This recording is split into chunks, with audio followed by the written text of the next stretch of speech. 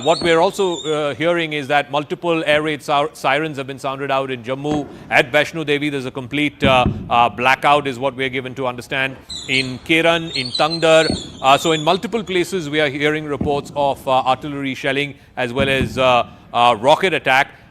We're also getting some information attributable to government sources that in response to multiple attempted aerial incursions involving unmanned aerial vehicles, UAVs, defensive systems were promptly activated in Jammu. The drones were successfully neutralized mid-air through coordinated deployment of advanced technologies. No damage or casualties have been reported so far. An assessment is on. Yes, General, go on. Please walk us through what you were saying. I was saying. You know, these are low-grade drones which will be knocked off in the air, and what you see as flash is possibly our counter measures that are going. Firstly, artillery shell does not come with a flash. Yeah, it will only come correct. with sound. So there is no flash with an artillery shell. So let's be very clear, this is not artillery shelling. As far as Pathankot Air Base is concerned, if he comes right up to the boundary, if he comes right up to a place called Lassia in the Shakkargarh Bulge and comes right up to the boundary and uses his longest range artillery, possibly he may be able to hit the doorsteps of Pathankot. I have commanded a brigade there, so I know it is very difficult for him to reach Pathankot with his artillery, and he'll be an idiot to bring his artillery so far forward at this stage of the All right. operation. Just one other update before I hand over to my colleague Rahul. Electricity is now shut in Jammu, across the city and the outskirts of the city. The air defense system S-400 has gotten activated. Security agencies are confirming that at least 8 missiles that have been directed from Pakistan at the Jammu Civil Airport, at Samba, at Araspura, at Arnia and neighboring areas have all been intercepted and blocked by the S-400. So this seems like a swarm of drones that have been directed at Jammu as well as in places in Arnia, in Araspura, in Samba. It seems to be definitely a coordinated attack by the Pakistanis, and we're given to understand that at least 8 of these have been intercepted by the S-400 air defense systems. These pictures, the flares that you're seeing on the sky, and you're seeing multiple flares up against the dark night sky in Jammu, that is a drone, is what General Iyer is saying. Those are not artillery shells. He's right. Artillery shells don't come with lights attached to them. So these flares that you're seeing up on the sky are these drones, possibly low-grade drones, many of which have been intercepted by the air defense system, the S-400.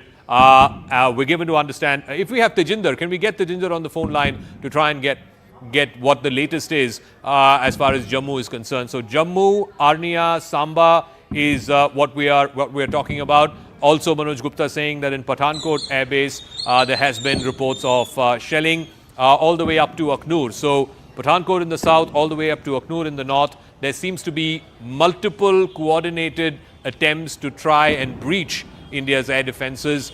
These flares that you're seeing up in the night sky, these are pictures from Jammu. We're given to understand if Tejinder is there, we can go across to him.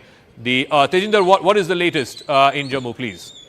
Zaka, Jammu has come under heavy attack from the Pakistan side. They resorted they resorted to use of drones to target Jammu airport, which is the vital defense installation, and they also resorted, but the Pakistan Army also resorted to use of artillery shelling to target various vital installations across Jammu region. But because of our alertness, the security forces, they have confirmed to us that S-400 batteries were activated across Jammu, and 8 missiles that were directed from Pakistan at Jammu Civil Airport, Samba, Araspura, Arnia and other neighboring areas have been intercepted and blocked by S-400 anti-aircraft system. So the batteries have been activated, the entire air defense mechanism across Jammu region has been activated, and all the efforts, the attempts of Pakistan to inflict damage on the Indian side by uses of drones and artillery shells and so Tejinder, just very quickly before I hand it over to Rahul, so you are saying there is no reports of any damage, casualties, fatalities on the ground? Yes, Zaka, so far there has been no reports of any fatalities or any damage to any defense installation in Jammu region. It seems that once again Pakistan has failed to hit the defense installations of India. But yes, there has been a panic all across Jammu. Loud bangs are being heard, and Pakistan has resorted to unprovoked ceasefire violation in all across the entire belt of Jammu region, be it in Jammu district, Samba district or Kathua. Heavy artillery shelling is being used, directed towards not only the defense installations but also towards the civilian population. But the Indian side is responding in equal caliber to this Pakistani aggression. So right now, all across Jammu, heavy and loud bangs are being heard. But yes, S-400 batteries have been activated, and they are intercepting any airborne threat that has come from the Pakistan side. Yes, Zaka. Tejinder, this is Rahul Shivshankar.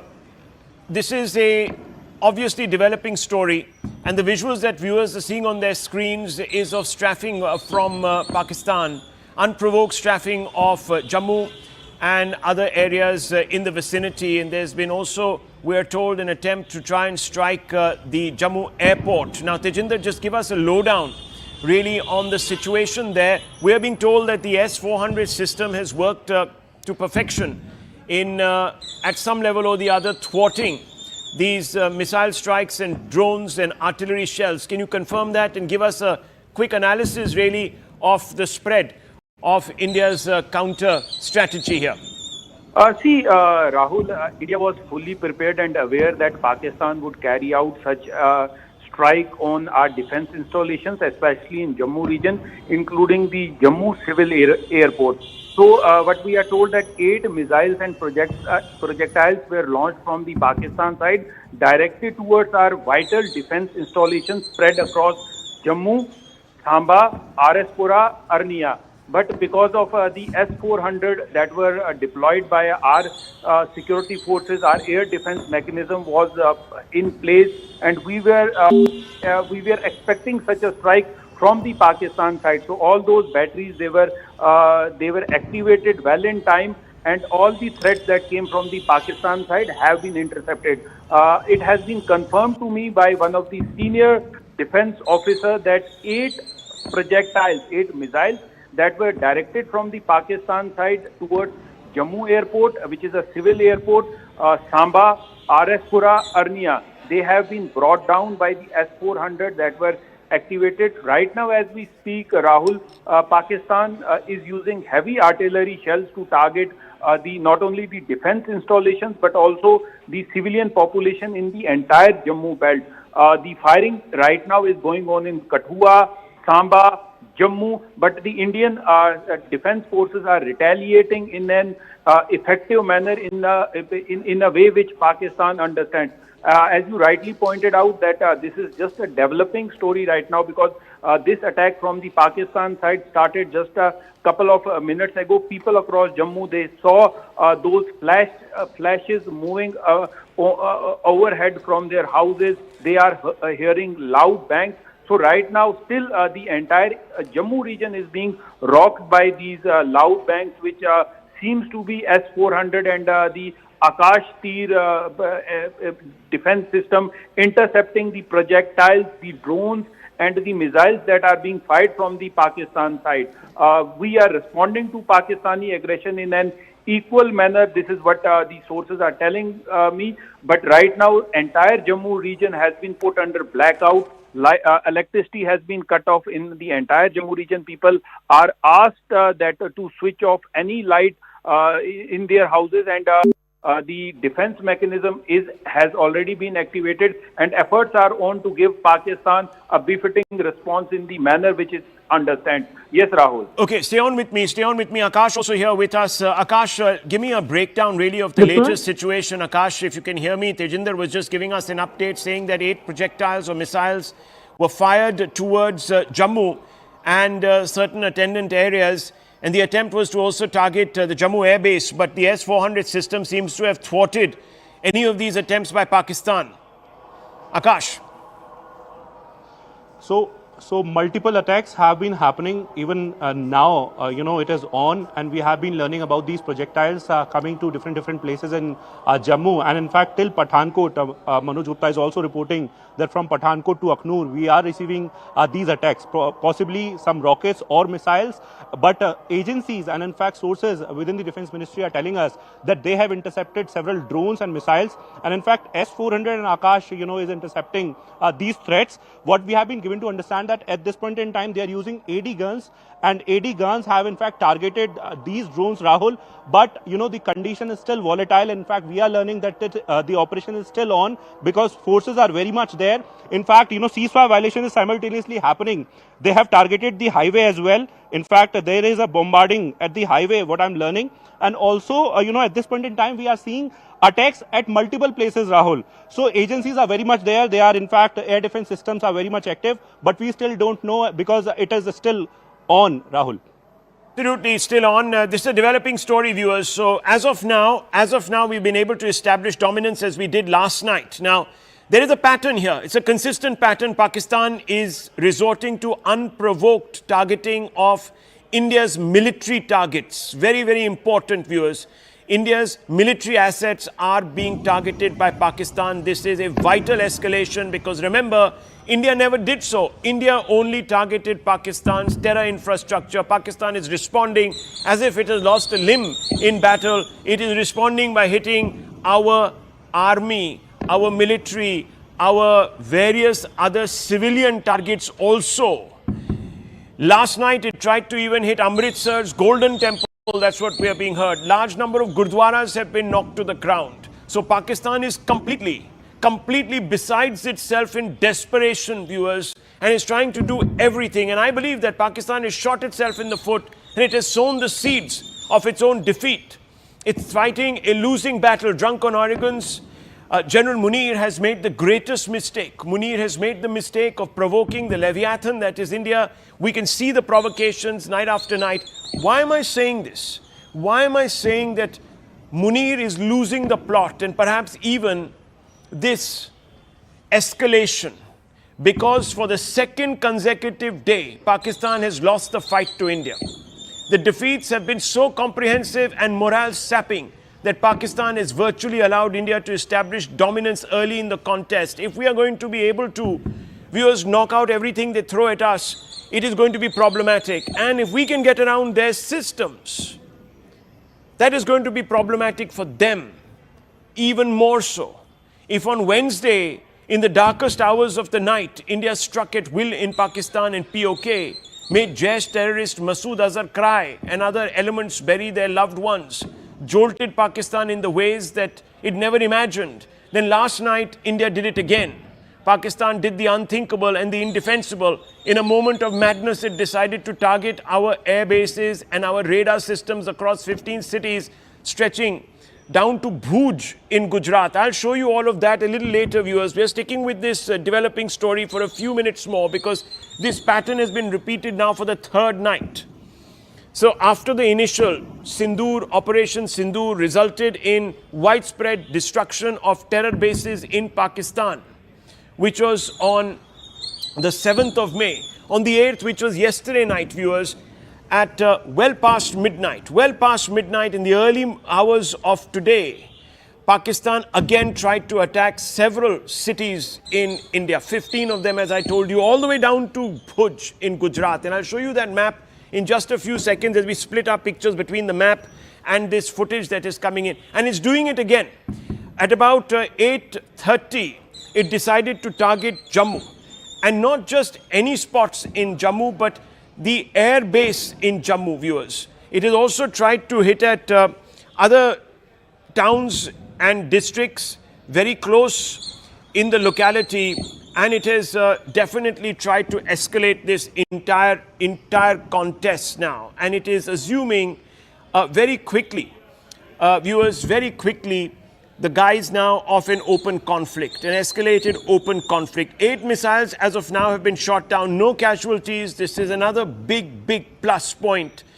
The S-400 missile system is doing its job. It is like an Iron Dome equivalent. But Pakistan's misadventures, viewers, have been thwarted all through. India deployed biggest weapons. I told you the S-400s brought down Pakistan's missiles and drones with ease. It's happening again tonight. Pakistan forces were made to look weak and incompetent. Worse, after the mauling, India turned the tables. It launched Operation Sindoor Part 2. And this is the ongoing Operation Sindoor Part 2. In some of Pakistan's biggest cities, Lahore's air defense system was brought down with kamikaze drones, leaving the city totally vulnerable. Karachi and Rawalpindi was struck also. We're going to bring those visuals to you. We're going to split the screen because, viewers, we're going to keep showing you the live situation as it is developing in Jammu. Those are the pictures in the middle of your screens of the live situation in Jammu.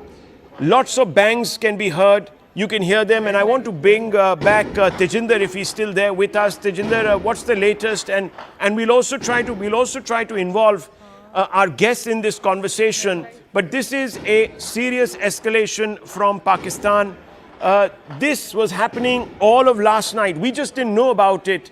It was happening along all those points. On the map, you can see them, viewers. On the right, in white are the areas that the Pakistanis targeted. And from right there, up on top, Avantipura, all the way down, Srinagar, Jammu, Pathankot, Amritsar, even in Punjab and beyond, in Rajasthan, you can see that three places in Rajasthan and down there in Gujarat in Bhuj. So the entire border, from the LOC to the international border, they were trying to attack us, and the S-400 missile system knocked these projectiles out of the sky. A lot of that debris fell in Punjab, in fields in Punjab. In other places, it was completely vaporized. But moments after that, India went in, and we have traumatized Pakistan. Again, I'm going to show you that map because you will see the places that India struck. So we struck proportionately, targeting their military infrastructure. And you can see Muzaffarabad, you can see Kotli, you can see Gulpur. Those are all, of course, what we had struck yesterday. But down there, viewers, and we're going to show you the next map, which will give you the areas where India struck in Pakistan. So we'll update that, but I'll just bring that out for you. About 9 spots, including Lahore, including Karachi, including, most importantly, once again, Bahawalpur, Lahore, Rawalpindi.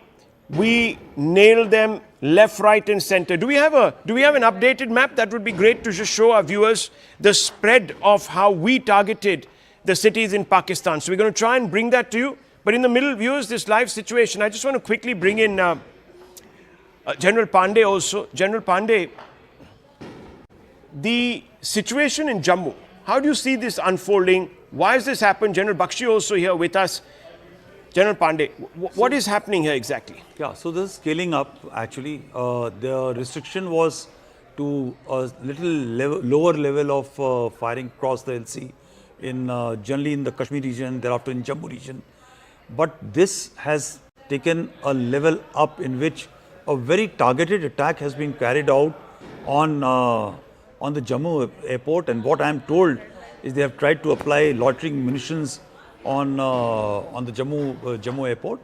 And what I can see and understand is that it is a mix of munitions being applied, starting from artillery to drones and to missiles.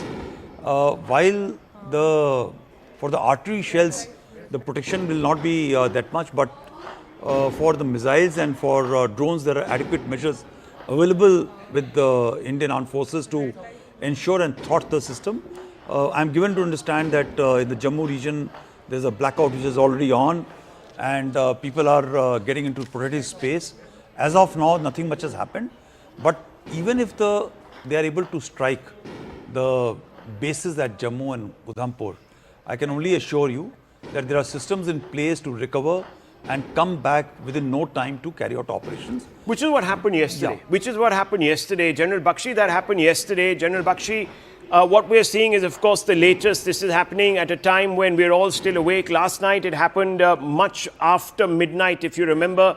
And a large number of Indian cities were targeted, 15 on them, but we thwarted every Pakistan attempt. And that's exactly what's happening here this evening. So Pakistan quite desperate. Just talk us through why you believe that this is a great miscalculation by Pakistan. Exactly. You know, Rahul, we were discussing precisely this yesterday. Step one on the escalation ladder. Pakistan hits at Pahalgam. Step two on the escalation ladder. India retaliates with Operation Sindoor 1. Right? We hit 7 terror camps, 5 in POK, 4 in Punjab proper, including Bhavalpur and Muridke, headquarters of the Jaish-e-Mohammed and Lashkar-e-Taiba, also the HM headquarters, right? Last night, past midnight, Pakistan retaliates in a significant manner by aiming at 15 military targets over a 2,000-kilometer front. He uses missiles, drones and rockets, a combination of these, exactly as per the matrix of options we had war-gamed yesterday, right? The good news is that India has one of the very good air defense systems in the world, possibly after America, Russia, Israel. We are at almost number 4. It is a layered air defense. We have the S-400s, which have a radar that can see up to 600 kilometers, engage from 40 kilometers onwards. It can take on missiles, it can take on jet fighters, drones, helicopters, the works, right? Yes. We have also the Akash missiles, the MR SAMs, you know, the V-Shorats, the whole panoply of layered missile defenses backed up by the guns. The interception rate in Ukraine has been about 70% for the air defense. The Russians have achieved rates of 80 to 85%. The Israelis achieved an interception rate of 98 to 99%. Yesterday we did one better. We achieved 100%. Not one missile got through. It is something to be proud of. Not one missile got through. Absolutely. You know, over Amritsar, we had 2 debris of the missiles. I think most probably they were P-15s fired by the JF-17s, possibly in panic, seeing our fighters on their radars. You know, but we have recovered one full 7-foot long missile and one which has gone into the ground. Many more debris would be over Pakistan because we would have intercepted them with the S-400s long range, well inside Pakistani territory. So I think full marks to India. But you know, Rahul, yes, you just because you had a good air defense system, you cannot minimize the gravity of what has happened. yes, Pakistan has hit back. There are no terror targets in India. We hit only the terror targets. We offered Pakistan an off-ramp. Look, we only hit your terror target, so we're going to leave it at that if you back off. Pakistan has responded. Mullah Munir has responded by unleashing an across-the-board response. 15 military targets addressed, right? You can't take it lying down. And now they are attacking the Jammu air base. yes, They are attacking around RS Pura, the traditional place where the Pakistanis choose to strike first is the Cham Jaudiya area. 65 they hit there first, 71 they hit there first, right? The second favorite area is Rajouri Punch up there. So, look, Rahul, I have a very serious entreaty. okay. We are being told it is a totally civilian controlled operation. The foreign secretary is briefing with the 2 girls around him who get in a sentence each, right? May I now make a humble request? We are heading to a limited / a full-scale war. Kindly hand it over, delegate to the military professionals.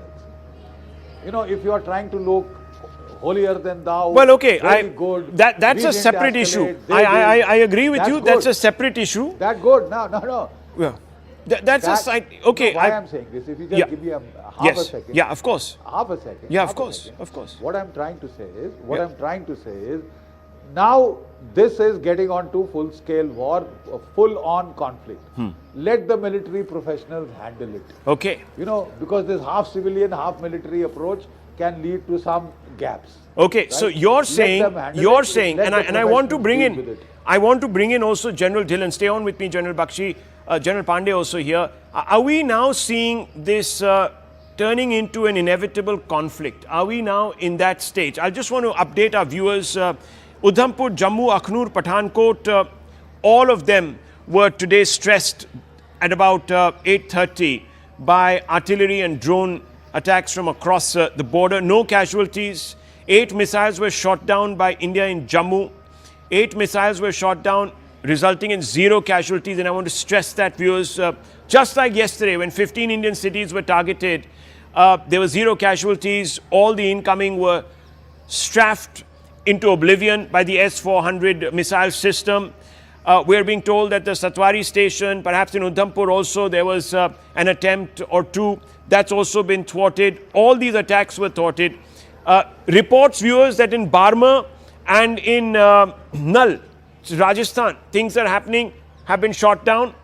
The government there, as well as the PIB, etc., and the Barmer district collector and magistrate have all come out and said that's fake news, don't fall for it. We are also being told, and this is very, very important, that Poonch and Tangdar firing is happening at the IB there also. So the entire IB in that area is hot. The line of control is hot. It's hot right now. Pakistan is desperately trying. General Dhillon, we are not surprised. But are we seeing, and before I bring you in, General Dhillon, I just want you also, viewers, to pay attention to something that is monumental that is happening on the ground in Pakistan. I showed you pictures from Lahore, and we're going to put those pictures back. All the Pak projectiles intercepted. That's the picture from Lahore. Explosions near the Lahore airport. Explosions, Indian drone attacks have disabled the defense, the aerial defense of Lahore. It is a sitting duck right now. It is very vulnerable. And guess what, viewers? Members of parliament in Pakistan are tearing up. And on the street, bloggers are asking their government, "Aap kar kya rahe ho?" India is walking in. They did it yesterday, they did it today, and you can't even upset a hair on their head. Listen to some of these reactions. One is this minister who is crying, saying that, "God, please help us, we have taken on too much." And another one who's abusing the military. Listen to this, viewers, and then I want to bring in General Dhillon. दुनिया में जहां भी देखें शायद हमारी कमी है, हम मजबूर हैं, हम गुनाहगार हैं, लेकिन रब्बे काबा हम तेरे हबीब के उम्मती हैं, खुदा का वास्ता हमसे रहम का मौला फरमा। आप चले जाएं, उधर फिलिस्तीन भी चले जाएं, कश्मीर में चले जाएं, जहां भी जाएंगे मुसलमानों के साथ वो ऐसे रो रहा है जो हम सोच भी नहीं सकते हैं। तो तू हमें माफ कर दे, हम तेरे आगे सर झुकाते हैं, माफी मांगते हैं। नहीं, इसमें दो राय नहीं है मौला कि हम बड़े गुनाहगार हैं, लेकिन तेरी रहमत बहुत वसी है। तू रहमत का एक जर्रा भी भेजेगा हमारी तरफ तो इंशाल्लाह हमारी कामयाबी होगी। और दुआ करते हैं रब्बे काबा कि इस मुल्क की हिफाजत फरा और हमें दुश्मनों पर जो है वो फकीर अता फरमा और हमें उनको सरनगू करने की ताकत अता फरमा। मैं दुआ गो हूँ आर्म फोर्सेस के लिए, पाकिस्तानियों के लिए कि अल्लाह पाक हम सब की हिफाजत फरमाए। कल रात इंडिया ने पाकिस्तान के ऊपर 24 मिसाइल हमले किए और हैरानगी की बात यह है कि तकरीबन सारे मिसाइल अपने टारगेट के ऊपर जाके लगे। इंडिया ने जो टारगेट सेट किया हुआ था, इंडिया ने वो टारगेट अचीव किया। और इससे बढ़ के हैरानगी की बात यह है कि पाकिस्तान का दिफाई निजाम, हमारा डिफेंस सिस्टम एक भी मिसाइल को इंटरसेप्ट नहीं कर सका, एक भी मिसाइल को हम रोक नहीं सके। सारे हमले हम रोकने में नाकाम रहे। एग्जैक्ट जो इंडिया ने टारगेट अचीव करना था वो अचीव किया है। वो जो कहते हैं ना कि इंडिया ने घुस के मारना था, इंडिया ने वाकई घुस के मारा और हम उसके मिसाइलों को रोक नहीं सके। ये हकीकत है। अब इसको आप ये मत कहें कि जी आप इंडिया की तारीफ कर रहे हैं, ये कर रहे हैं, वो कर रहे हैं। भाई जो हकीकत है वो हकीकत है। Okay, viewers, big updates coming in. Before I bring in General Dhillon, I just want to very quickly update you all on the evolving situation. 3 Pakistan drones have been shot down at the back gate of Jammu University, the Bawa Tea Store, which is a landmark there. Air raid sirens are blaring through the city of Jammu. Attack launched on Pathankot, Udhampur, Kathua, Samba and Kaluchak. All 5 areas the attack has been launched. You can hear the strafing, the sounds of munitions going off. India is rebuffing and thwarting just about every one of these attacks. We're also being told that Uri and Kupwara, where there is CFV or violations of the ceasefire, there is also news, viewers, that Pakistan might have suffered a big loss. I'll come to that after it's confirmed. I'm going to keep you hanging a little bit because I don't want to get ahead of the situation and spread fake news. But we are being told there's a big loss on the cards for Pakistan. Something might have happened that could now lead to a complete meltdown in Pakistan, mentally and compounded. Let's go across to Akash. Akash, what are we being told? What are we being told? That there are some attacks now happening pretty much along the IB also. There is talk that Jaisalmer, there is a blackout there. Red flares have been seen in the sky there. We are being told that Pakistan might have suffered a big loss. I'm not going to confirm that or deny that right now because we are ascertaining this. But Akash, what can you tell us? It's an evolving situation. General Dhillon is also here with us. Yes, Akash. So I'm, in fact, confirming that big loss that you are talking about, Rahul. But yes, there are attacks in multiple cities. Jaisalmer is confirmed. In fact, Arunima is reporting that how Jaisalmer, is also receiving these drones and possibly the RT fire as well.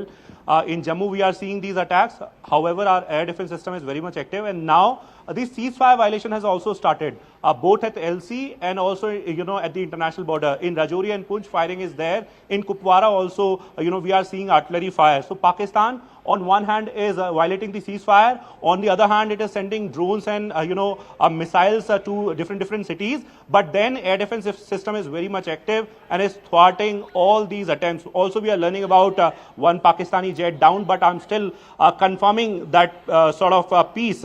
But heavy, firing is going on at the LC right now, Rahul. And Indian defense forces are very much there with their air defenses. In fact, air defense guns are used. And in fact, I'm learning that army is retaliating at the LC as well. Okay, army is retaliating at the LC. Let me go across to General Dhillon. He served there, just like General Bakshi, General Pandey. All of them have really done an exceptional job at protecting Indians and the country. So they know this area like the back of their hands. General Dhillon, please weigh in on this. What are we seeing? Are we seeing now an escalation that is going to lead at some level or the other to perhaps a conflict breaking out, which might go on for a few more days? What is happening? Give us, if you were analyzing this from the Pakistani side, what is happening? We are seeing the losses there, but what is happening exactly? What are they trying to do here? Rahul, it started with LC ceasefire violations. Then it came down to Jammu and Kashmir, Pakistan occupied Jammu and Kashmir. They're firing onto one side of POJK in Poonch, Rajouri, and even then it graduated to Jammu. Then it came down to Kathua, Hiranagar area. And now, as per the report which you just shared with us, it has gone as far down as Jaisalmer. Now, this is the initiation of war. When you violate the IP at so many places, it's a clear-cut case of initiation of war by Pakistan. But for India, as was told by the Foreign Secretary in the briefing today, we are still committed to not hitting the military installation and civilian population. Whatever we are doing in self-defense. We are only intercepting the missiles and we are nullifying their air defense system. And like you just gave out certain bites from Pakistan, Lahore air defense is now completely gone. Now this is where people of Lahore must go to Lahore cantonment and see the senior officers' families fleeing from there. Now this is how the Punjab has been left without any cover. ये जो पंजाब के पाकिस्तानी पंजाब के जो लोग हैं उनको ये बात समझने की जरूरत है कि 75 साल से उनकी फौज उनको ये भरोसा देती रही है कि हम आपके पीछे खड़े हैं और अभी 24 घंटे नहीं हुए कि लाहौर का पूरा एयर डिफेंस खत्म हो चुका है। अगर ये इनकी काबिलियत है तो इसीलिए अभी ये इसको कॉन्फ्लिक्ट को एक्सपैंड करना चाहते हैं। They are wanting to expand it to as far as Jaisalmer and coming down to their age-old tactics of killing innocent civilians. Right. They did it in Pahalgam, they are doing it in Poonch, they are doing it in Jammu, and they are doing it in other parts of India. But Indian missile system or Indian the S-400 air defense system is potent enough to take on all their missiles. And as you are saying, certain confirmation about certain targets having been down, we'll wait for it. But at the moment, Pakistan has escalated to another level. He has escalated to another level where he has opened up front as far down as Jaisalmer. Okay, so but this is escalation ladder being attempted by Pakistan and India. When India retaliated to terror attacks by hitting the terror target, India had thought about all these escalations, all the contingencies, all the options. And India will give a very, very befitting reply to this. Okay, Sushant Sareen, he's joined us. Sushant Sareen, we've had a few reports coming in of panic now in Pakistan. We've seen it all through the day. The stock market collapsed there. The Karachi Stock Index, which is a complete indication of sentiment in Pakistan, collapsed to the point where circuit breakers had to be applied, trading had to be sort of stopped, halted. So I'm asking you, what is going on? Pakistan on one side looks as if they're ineffective right now. They're not being able to penetrate. On the other hand, they're also escalating. Yeah, so look, I'll just add something to what General Dillon said. You know, they had declared war just yesterday. When it was not just till Jaisalmer, they attacked even till Bhuj. They tried to attack. Now, just because their attack was thwarted and we hit back, does not absolve the Pakistanis of what they tried to do. And because they had shit on their face, pardon my language, so they are trying to recover some ground. Because it's basically the regime survival which is at stake right now. It is Asim Munir's head which is on the line, as is Shahbaz Sharif's head. And they have to show something to the people so that they can survive. Because after India's retaliation in the morning today, it was very clear that the Pakistanis would do something. Now what they have done... This is the deferred pictures coming out of Jaisalmer, Sushant Sareen. Have a look. This is the IB now. Yes. Yeah, so even Bhuj was IB, everything is IB. Yeah. Amritsar is IB, Jalandhar is IB, Ludhiana is IB, right? So everything is the IB now. Now, my point is a very simple one. Now that the Pakistanis have tried to up the ante, and in the morning today, our retaliation was very, very proportionate. They tried to attack our defense installations, we attacked theirs, and we managed to be much more successful than what they were. But now that they've tried to up the ante, I think some of the restraints which have been put should be removed. I think now we should strike at major military installations, including their headquarters and their troops which might be amassed somewhere. If this is the game they want to play, then that is the retaliation that must come from the Indian side. And I think that should happen by tonight, if it's not already starting to happen. The second thing, and I must insist on this, and out here I disagree with General Bakshi. Look, I think what we are seeing right now is a perfect synchronization of civil and military. Okay. We cannot, in a country like India, we cannot say, okay, it's all to the generals, they can decide. Of course they will decide. The professional decisions will be taken by the generals. The civilians will go along with them. But I think the synchronization of civil and military, where the civil has to remain supreme in India. And because decisions of war and peace have to be made by the civilian authority, the military, being a disciplined force, is going to follow whatever orders are given by the civilian. Okay. I don't think in anybody's case that any civilian leader right now is trying to hold the hand of the army or trying to restrict it. I think it is perfect synchronization. So I don't have any problems with how we are approaching this.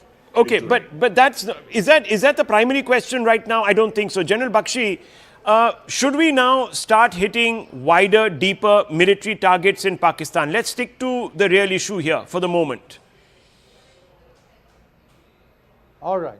Though I'd like to respond, but I'll give it a pass. Yeah. Now the thing is, Rahul, so far, step one of the escalation ladder, we hit the terror camps. And we told Pakistan that we are hitting only, and the world, that it is a non-escalatory response, that it is a proportionate response. We've hit only the terror camps. We gave Pakistan an off-ramp.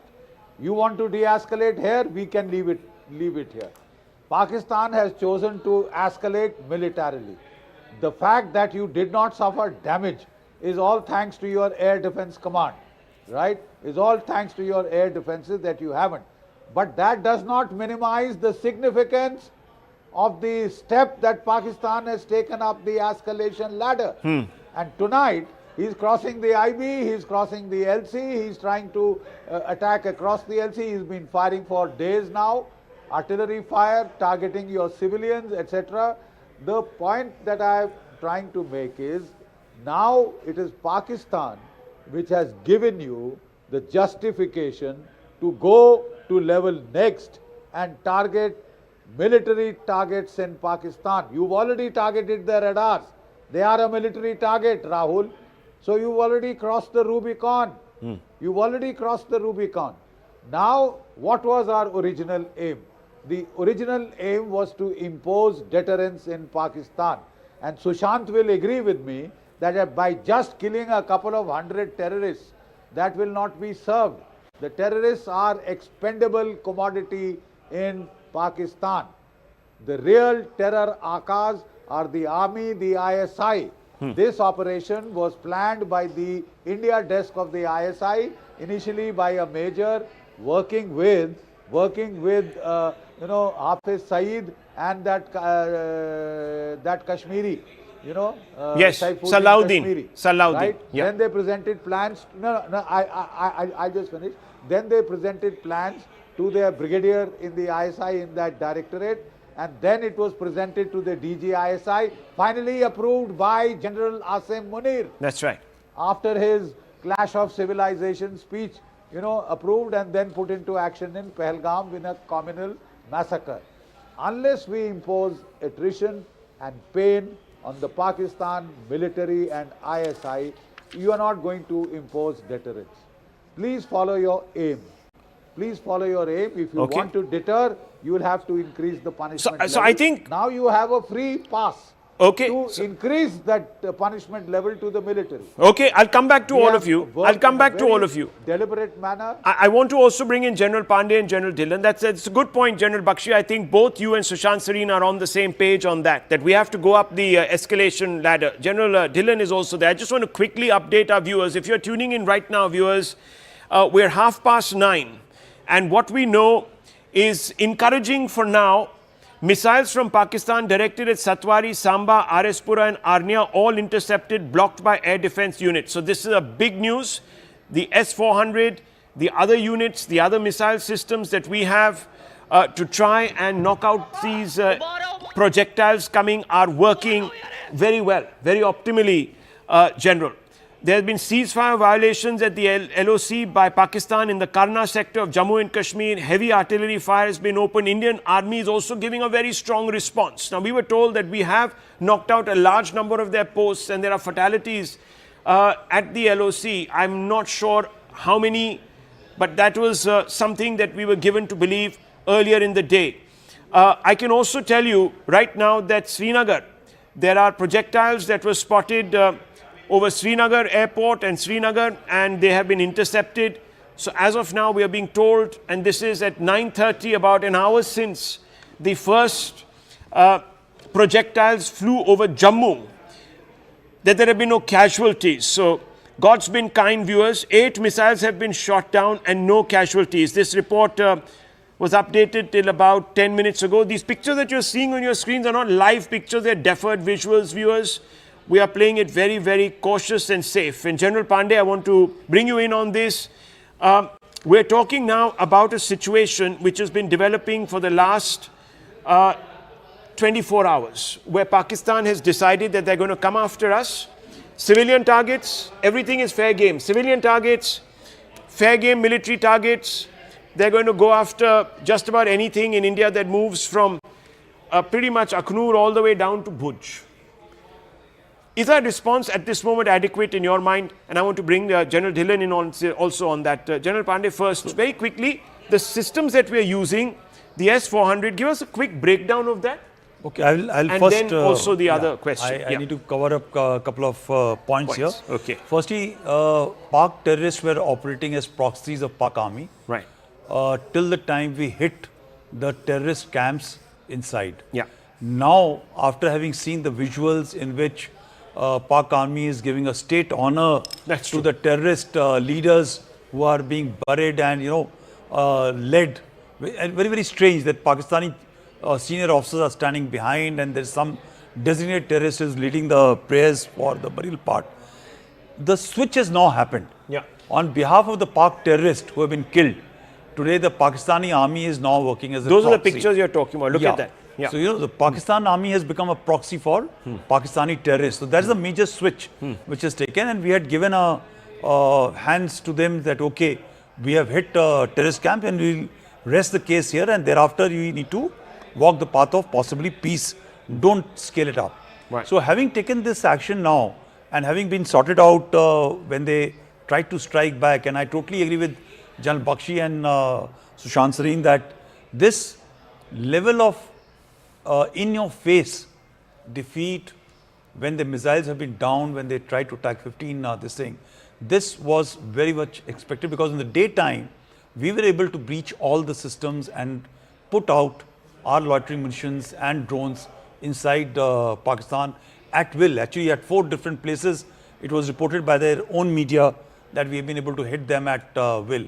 So this was quite expected to come about, and as our systems were in place, we have been able to handle the situation as of now. The next level, firstly, I will agree with General Bakshi, what he says, that we need to hit back onto the military installations, because they have given us a reason, casus belli, to do so for these people. And I am sure we will see this coming out certainly in the later part of the night, while the Pakistani military will be very ready to take on these things. But having breached the AD cover and all, I am quite sure we are able to, we'll be able to hit back. The other part which General Bakshi had brought out was very significant, that we need to, military should be handed the power. Okay, Pakistan has accepted that 2 jets have been downed. 2 of their jets down, viewers. This is big news, down by air defense. India has struck. First blow.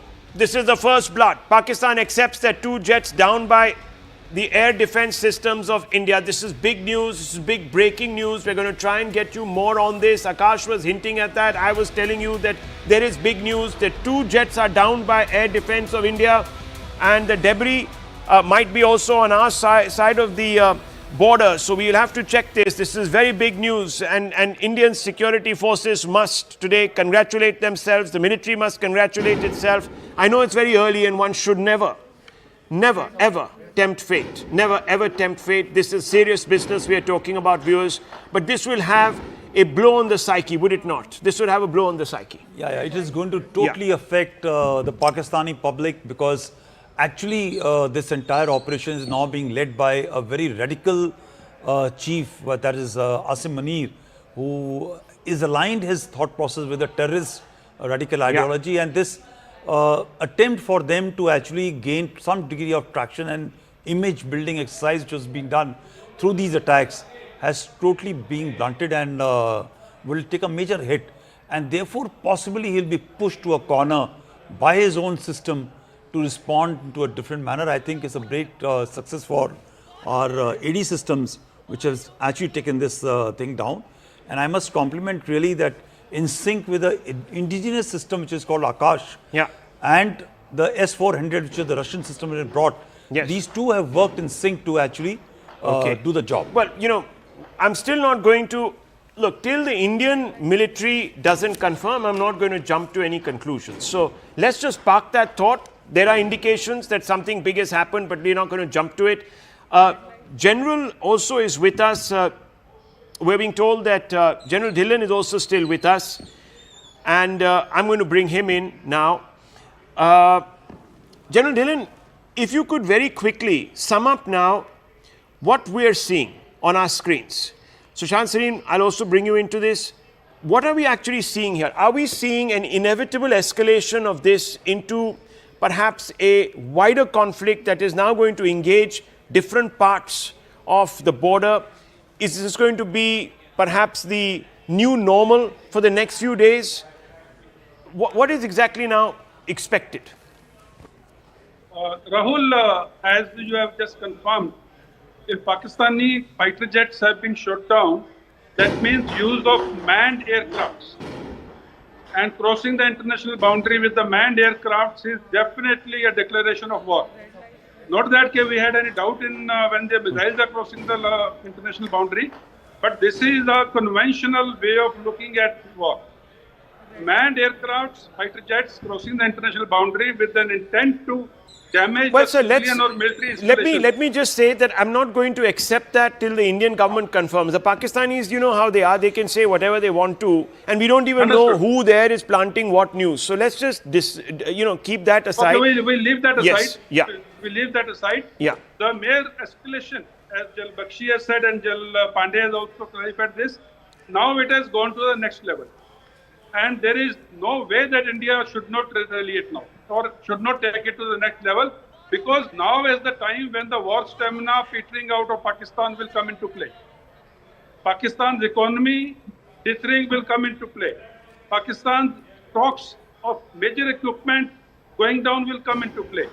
And as and when it happens, this is where the victory will be declared.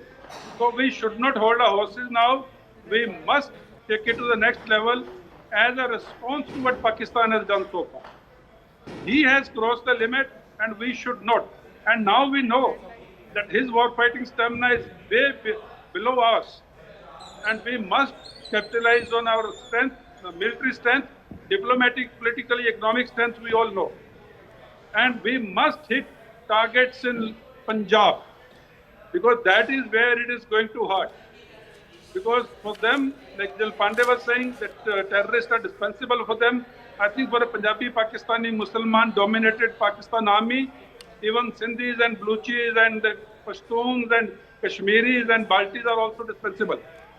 So we must hit at the heart, and that is where the pinch will be felt. So what we are now seeing, Sushant Sareen, is conflict by another name. We may not formally call it that, but we're in that zone now.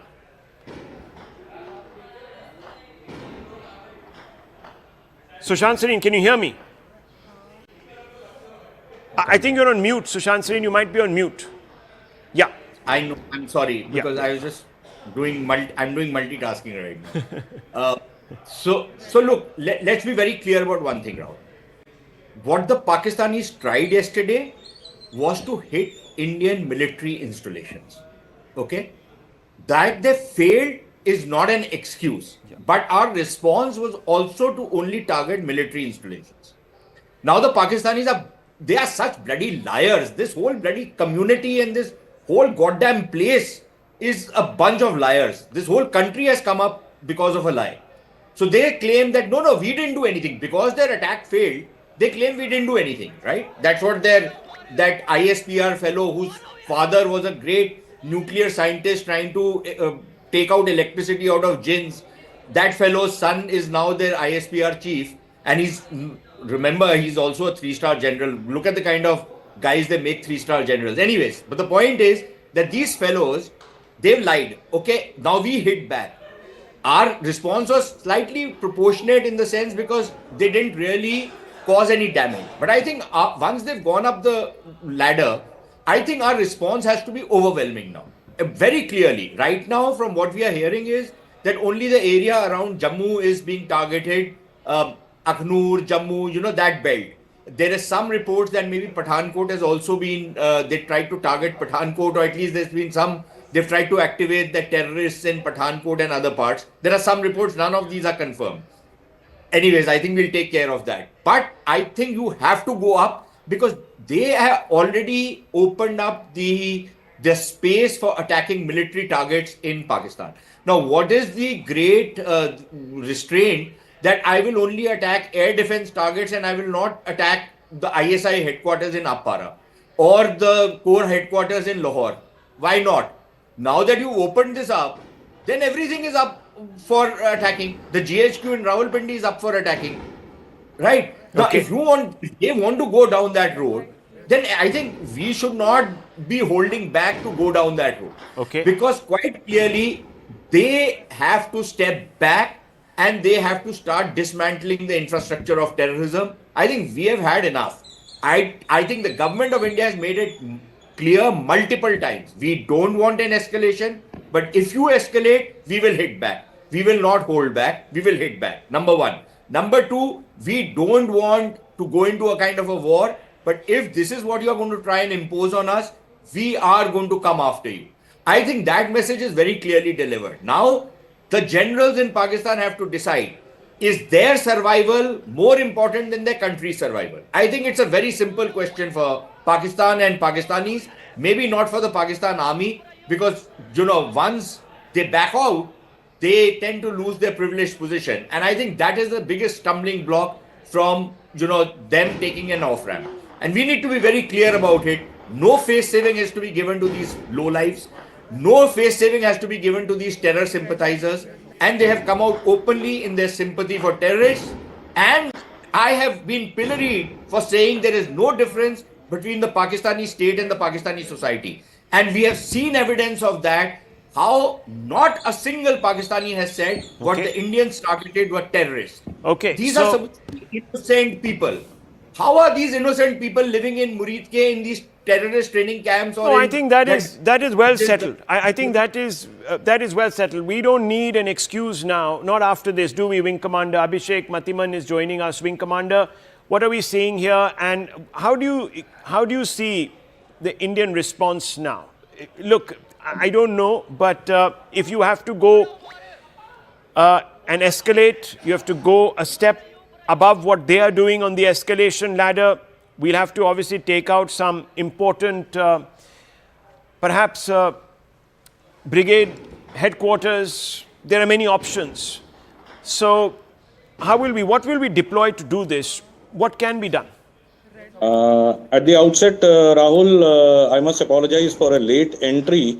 Actually, I was busy referring to combat manuals and international conventions that define war. Okay. So let me congratulate all my countrymen. The Porkies have finally taken the bait. I strongly feel what we see right now in front of us is the beginning of the end of a state called Pakistan. Whatever the thresholds be and whatever the definitions, they have crossed all limits by all boundaries.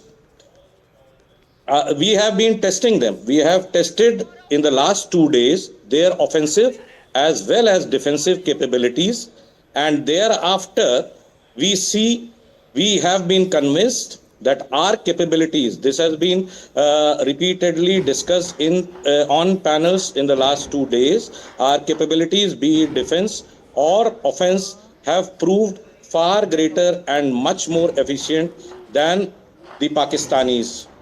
Okay. India is going for the kill hereafter. I now have the end state that the Prime Minister stated in his first public rally in Bihar, right in front of me in my sights.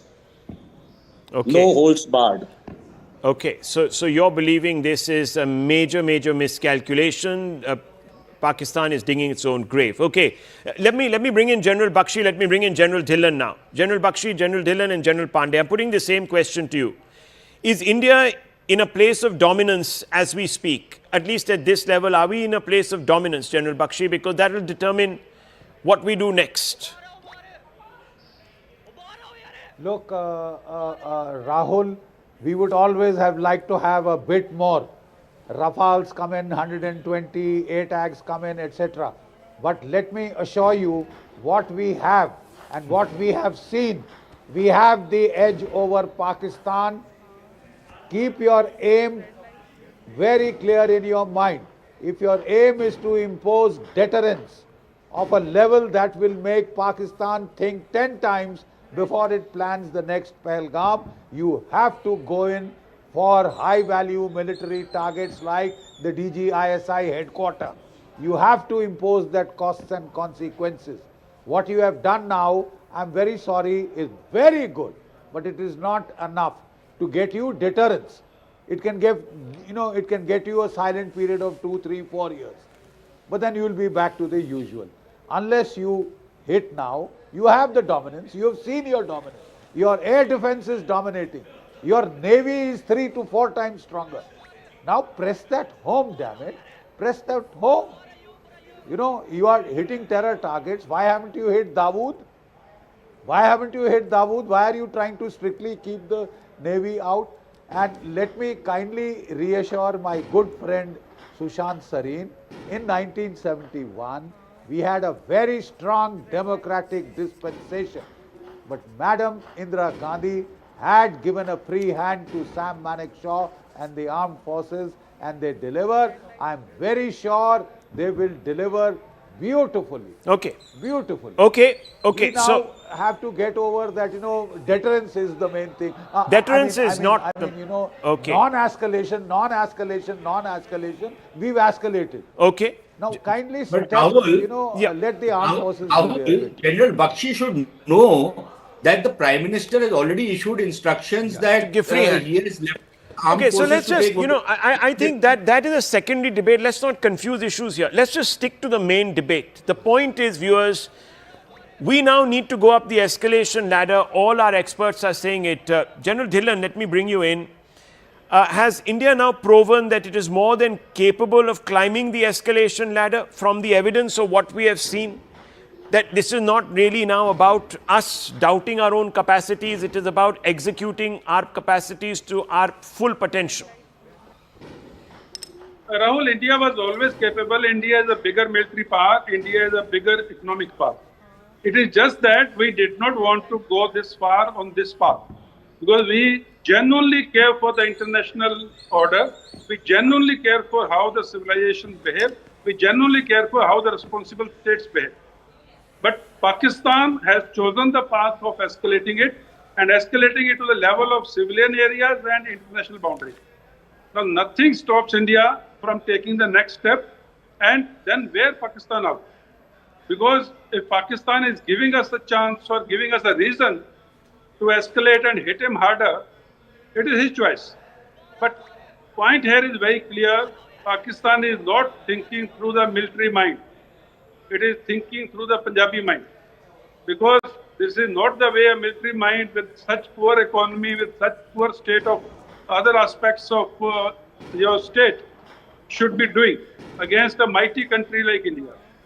So they are exposing themselves and they are thinking that probably India of yesterday will behave like that. We are not India of yesterday, we are India of 2025. Okay. And we are not going to stop it just because Pakistan had a last laugh. This time India will have a last laugh and Pakistan will cry for years to come. Okay, General Dhillon, I have to ask you this. We've already exhibited that the S-400s are very, very capable of thwarting Pakistan. Now, how much of the S-400s do we have? How does this missile system work? Do we need more batteries? I think we have one right now, I'm not sure. Do we need more than one? What is our capacity right now of resisting Pakistan? I never discuss capabilities of the weapon systems which we have. Yes. That is first point. That is our disclaimer. Okay. Now, point is, if people have understood what is Iron Dome of Israel, Yeah. and since people have seen it on TV because of the Hamas-Israel thing, Iron Dome of Israel is a short range because Israel's enemies are at very short range. The launching pads are from very short range. So Iron Dome of Israel is a short range anti-missile system. Now S-400 is a short range, medium range and long range anti-missile, anti-drone, anti-aircraft. And it can at any one time scan and lock on to n number of targets. I'm not giving the numbers. And it can simultaneously neutralize n number of targets. So that is the capability this system has. And we have, as of now, we have adequate, and even if required during the war, we have adequate money with us in India to buy them off the shelf, unlike Pakistan. So if Pakistan is using up its missile inventory, in the long run, it is going to have a problem. So I will just suffice it to say India has adequate number of them, and I will just sum it up again. It is a short range, medium range, and long range. It is a multi-target acquisition system, and it can lock onto multiple targets at the same time. Okay, so this is an interesting question because General Pandey, I want to weave you into this. We've seen how the Iron Dome works in Israel. We're now seeing, of course, a demonstration of that in very capable hands, in Indian hands. And this is a question that I have to ask you. Have India's S-400s allowed India to be much more competent at defense, at aerial defense, than perhaps we were 5-7 years back. Is this a newly acquired capability on the back of a weapon system, or do we have others also, other weapon systems that actually are a force multiplier? So in terms of AD, we are far behind about 20 years back, but with the arrival of S-400 and of course the Akash systems, when they operate in sync, our coverage has become very, very strong, especially for the bases and vital installations is pretty good. It's actually what we required. So S-400 allows us to actually strike much deep in the Pakistani airspace itself. The moment they take off from their respective areas, we have the capacity of taking them out. So that is the distance we get. This ensures that even before they cross the international border of line of control, wherever our S-400s are deployed, the possibility of their reaching even the IB is that much. In fact, the debris will fall possibly in their own area rather than crossing onto our side. So that's the major advantage of S-400. Right. Let me quickly go across to Akash to get some fresh updates from the ground, and we're going to constantly now mesh this coverage between our reporters and our panel guests. So give us updates, Akash, what's happening. Give us a whole blow-by-blow breakdown of everything that is happening across the LOC, across the IB from north to south. Give us the whole lowdown. Right, it started from Jammu. Then we saw that how across the areas till Punjab, there were multiple places that were targeted. Almost all of these attempts have failed. Till now, we have confirmation that none of the target, in fact, got hit. And in fact, at this point in time, we are learning about Rajasthan as well, where the Jaisalmer military station and in fact the Pokhran station as well were targeted. But again, it has been thwarted. In fact, in Punjab, there are several locations where we have been given to understand that there were attempts, but S-400, Akash, our Barak 8, the medium-range surface-to-air missiles are working pretty fine and in fact are thwarting these attempts. S-400 is in fact, has worked in the morning, early morning today, where we saw that multiple targets were there, multiple Air Force stations, radar stations were on target, and all of these attempts were thwarted. And at this point in time, we are learning that at multiple places air sirens are on, and in fact civil authorities are in fact issuing the advisories for the people to stay indoors, because this is one situation that is changing constantly. And in fact, I am learning about these constant attempts, Rahul. These attempts are still on. I have been told that Air Force officials are very much using the other technologies as well. In fact, we have IGLAs and handheld devices as well. So these devices are being used as well. These weapons and platforms are being used. But S-400 is playing a major role in it because of the range and of course the kind of technology that is employed. We have got 3 regiments of S-400 till now. We have not received 2 yet. But yes, these 3 regiments are working pretty fine. One for the western border, one for the northern border, and one for the eastern border. Deployed at multiple places. In fact, deployed at different places. And this particular system, in fact, is working fine and is thwarting every sort of attempt. And in fact, every attempt where some military station or some military establishment is on target. And long may that be. Long may that be. I've also stay on with me, Akash. I'm also going to weave in Ishan Vani, who's joining us from Srinagar. Srinagar is also been seeing some disturbances. Ishan, can you break it down for us? We have politicians from there tweeting away. What's going on? Oh, well, there's blackout and some areas are reporting also sirens going off. This is for the first time that such activity has taken place in Srinagar. We had seen such tensions building up in Jammu, but now it's also in Srinagar. And what we have been given to understand is that there's full alertness from all the forces deployed in Srinagar at vital installations. They are ready, they are geared up, they want to deal with the situation if it emerges or there is any challenging situation that arises. We don't want to share any operational details as of now, but there is blackout and electricity has been completely shut from every part of Srinagar right now, and the airport has been kept on high alert. The security vigilance is there at multiple places. We are told that there's a team of the forces kept on an alert to ensure that any attack that's done on Srinagar or Srinagar vital installations, that is immediately foiled. And there are possibilities not being ruled out by the authorities. That's a possibility of such activity taking place. Looking at what we have seen in Jammu and other parts of the North India, that there is a possibility that Srinagar and other areas can also witness this. There's already a heavy ceasefire violation going on in Tangdar, in Keren, and other parts of Kupwara, where also sirens have been heard. So this means that the entire line of control almost is now witnessing a massive shelling. Today there was lull, there was calm during the day. We're reporting there, but now sirens have gone off in Kupwara, and even in Srinagar, some areas are reporting that there are sirens, and there's darkness, complete dark, and but now one has to wait and see that where will there be any sort of attack on Srinagar or Srinagar vital installations. But as of now, it's calm, but it's completely electricity has been cut out, and the defense system and every kind of equipment has been ready to ensure that if any challenge arises, they're able to hit it, they're able to neutralize threat in anywhere in Srinagar or other parts of Kashmir Valley. Well, this is a serious situation that is developing across the front, General Pandey. We've heard from Akash. I'm going to weave them in after your comments. What do you make of the commentary that you've heard, the updates that you're getting? So, very clearly, what we see is that Asim Munir is caught in a cleft from which if he pulls back, he can't survive. And there's a big Punjabi ego which is pushing him to actually take the thing. Something has to happen within the Pakistani military community to ensure that they don't go on the path of the future destruction. And also very quickly that Pakistan has actually lost its relevance today for both China and for the deep state. Something will happen.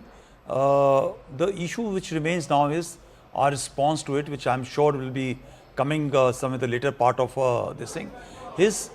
Whatever he's launched has been contested, dropped. The ceasefire violations are nothing new for the Indian military, which is happening in the entire length and breadth of Jammu, Kashmir and all. So you see those pictures? That's Vaishno Devi Shrine. No, it's gone for a blackout. Actually. Yeah, it's gone for a blackout. So it was lit up, and this is a before and after. This is how the blackout has been affected. And we're also being told that messages have been put out by the administration in all places. And please explain this because it's quite technical. They said, don't panic when you see a red light. It's usually just the ignition of the ammunition cap from an anti-drone gun when it's fired. Sound may also imply that our defense system is working. Stay inside your homes. Keep lights turned off.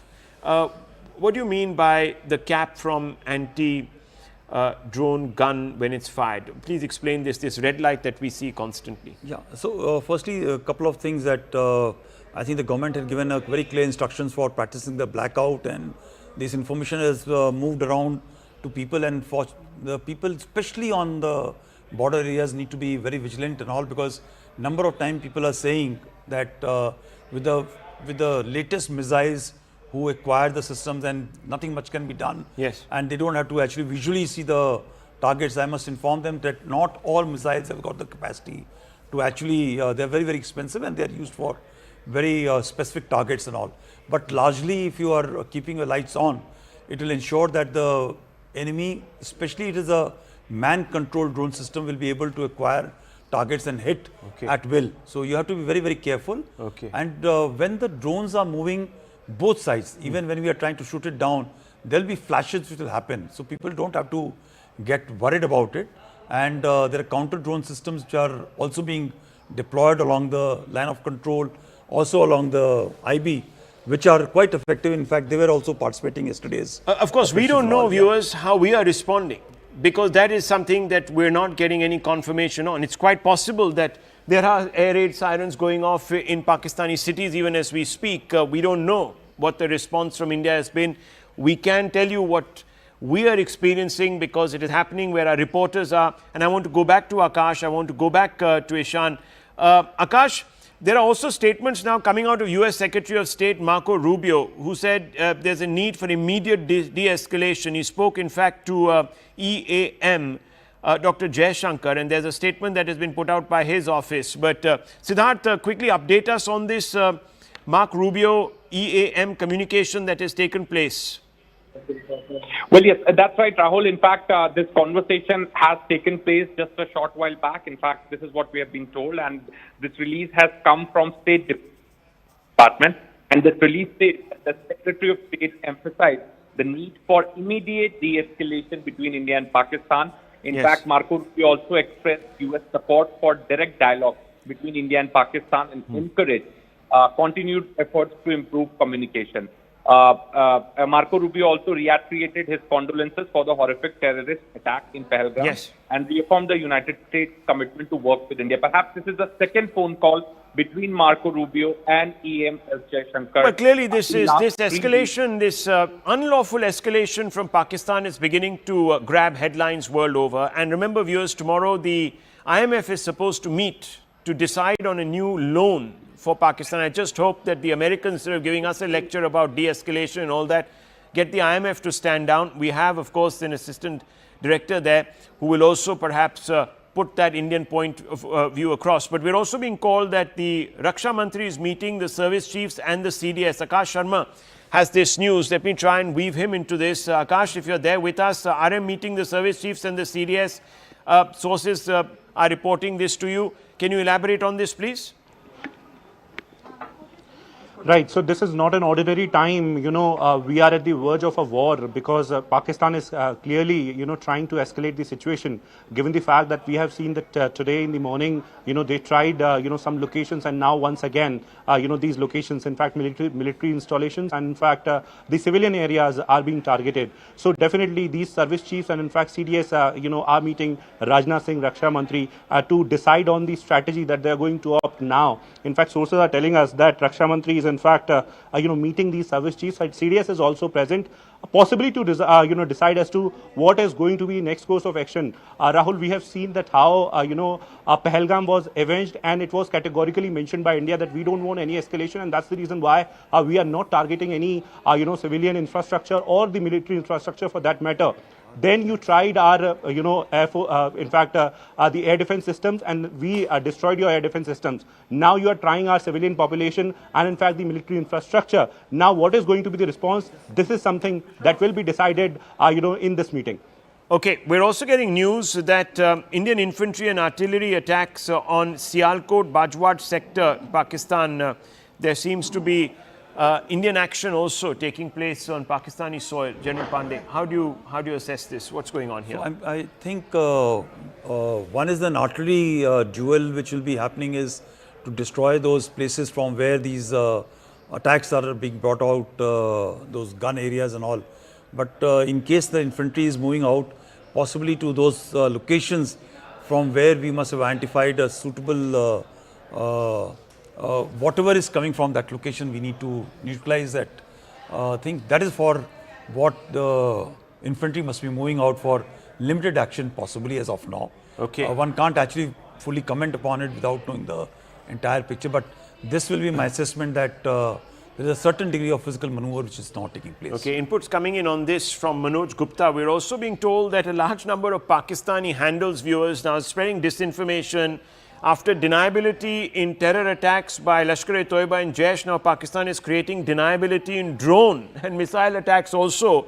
Akash, they are denying that there are any attacks taking place on Indian soil. They are saying that all of these are staged by India, that these are false flag operations to do Indian drama, and that Indian forces are attacking Punjab and Kashmir and all of this. All this fake news is being peddled now by the Pakistanis to try and build in operational deniability. Akash.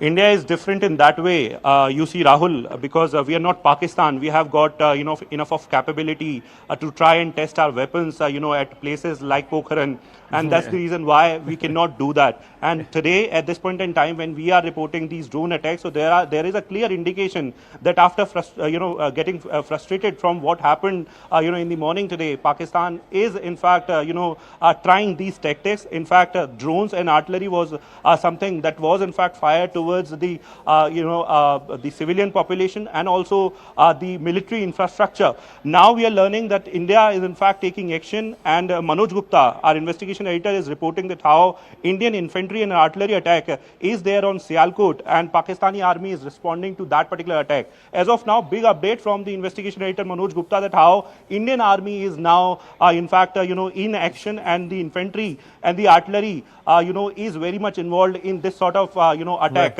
on Pakistan. Well, viewers, this is now obviously moving towards an escalation in the direction of a full-blown conflict. Professor Brahma Chileni also joins us. How do you see this now, where we are at what notch are we on the escalation ladder? Are we close on the brink of war, brink of an all-out conflict? What's going on? Well, Operation Sindoor represents a paradigm shift in India's strategic posture toward Pakistan.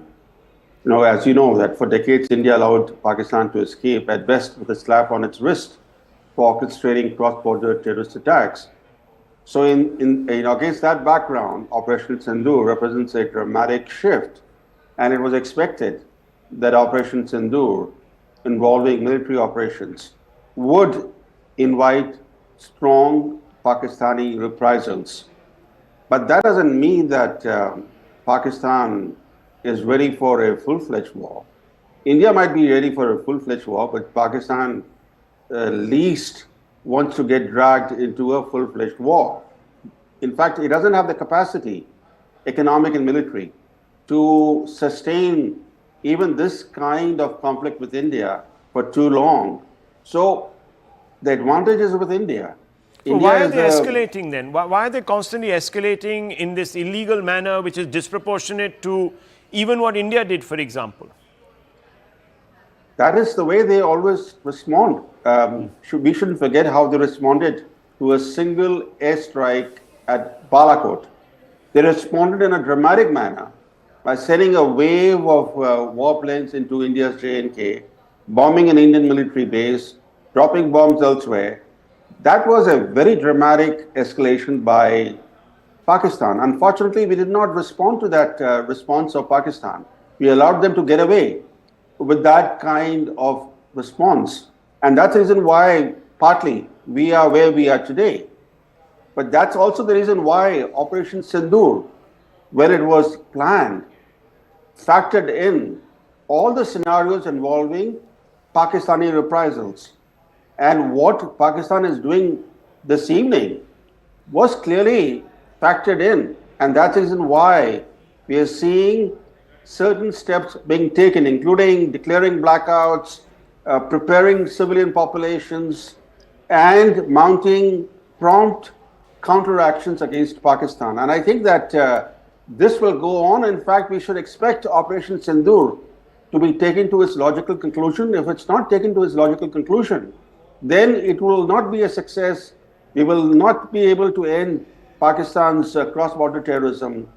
Let's be clear, India will have to bear some costs. Will have to bear some casualties too. There's no way India can actually end Pakistan's cross-border terrorism without taking risks. That is a given. And I think that we shouldn't look at this as an opening to a full-fledged war. No, I don't think this is an opening to a full-fledged war. But certainly, it's a clearer opening to a more aggressive, proactive Indian posture. Okay, let me get in Group Captain Augustine Vinod. Group Captain, how are we assessing the Indian response? Obviously, the air defense systems are kicking in. Give us a quick overview, really, of the Indian response so far and the Pakistani provocation. Absolutely. In fact, for the sake of viewers and us, it is important for us to understand the shape of things to come A and what is happening B. In our case, we went and attacked a viable terrorist target. Pakistan did not have, the often used word off-ramp to do some action in India and say that is it. They did not have a swift retort kind of action this time, because this time it was surgical strike, airstrike, and all combined together. So that time also, I think we were in the morning talking about it, and we said in hours to come, probably we'll be discussing about war, and that is what has happened. Because once they are, confused what to do, they will do exactly what they are doing right now. That's point number one. But Rahul, what is more important for us to understand is, if you don't call this a war, what will you call a war? So to me, this is nothing less than any war would be, because they have been all. It's undeclared, but effectively it's a war. Yeah, absolutely. And in fact, weeks, months down the road, once we finish all this, and when we discuss, we will, term it as a war. So right now, let's call the spade and say it is a war, because they are hitting military targets. Unlike us, we did not hit the military targets. If we wanted to, we could have gone whole hog and finished off entire frontline fighter squadrons of theirs and fighter bases of theirs and called it a day. We did not do that. This is 7 LKM. This is the Prime Minister's residence in Delhi. There's a lot of movement there, a lot of cars going in and out. You can see that's the exit. It exits onto the Lok Kalyan Marg. And there you go, viewers. That's cars going in and out. We've been told that the RM is also meeting the 3 service chiefs and the CDS. So there's a lot of confabulation going on in, of course, the decision-making circles, which is not unsurprising, given the fact that we have a system that we are grappling with, which is short of actually a declared war. That's what Group Captain is saying. Group Captain, obviously Indian forces are responding. We're also being told now that we're responding in the same manner. So what would that entail? And I want to bring in General Pandey on that also. So Group Captain, go first. When they say we are responding in the same manner, describe a response in the same manner.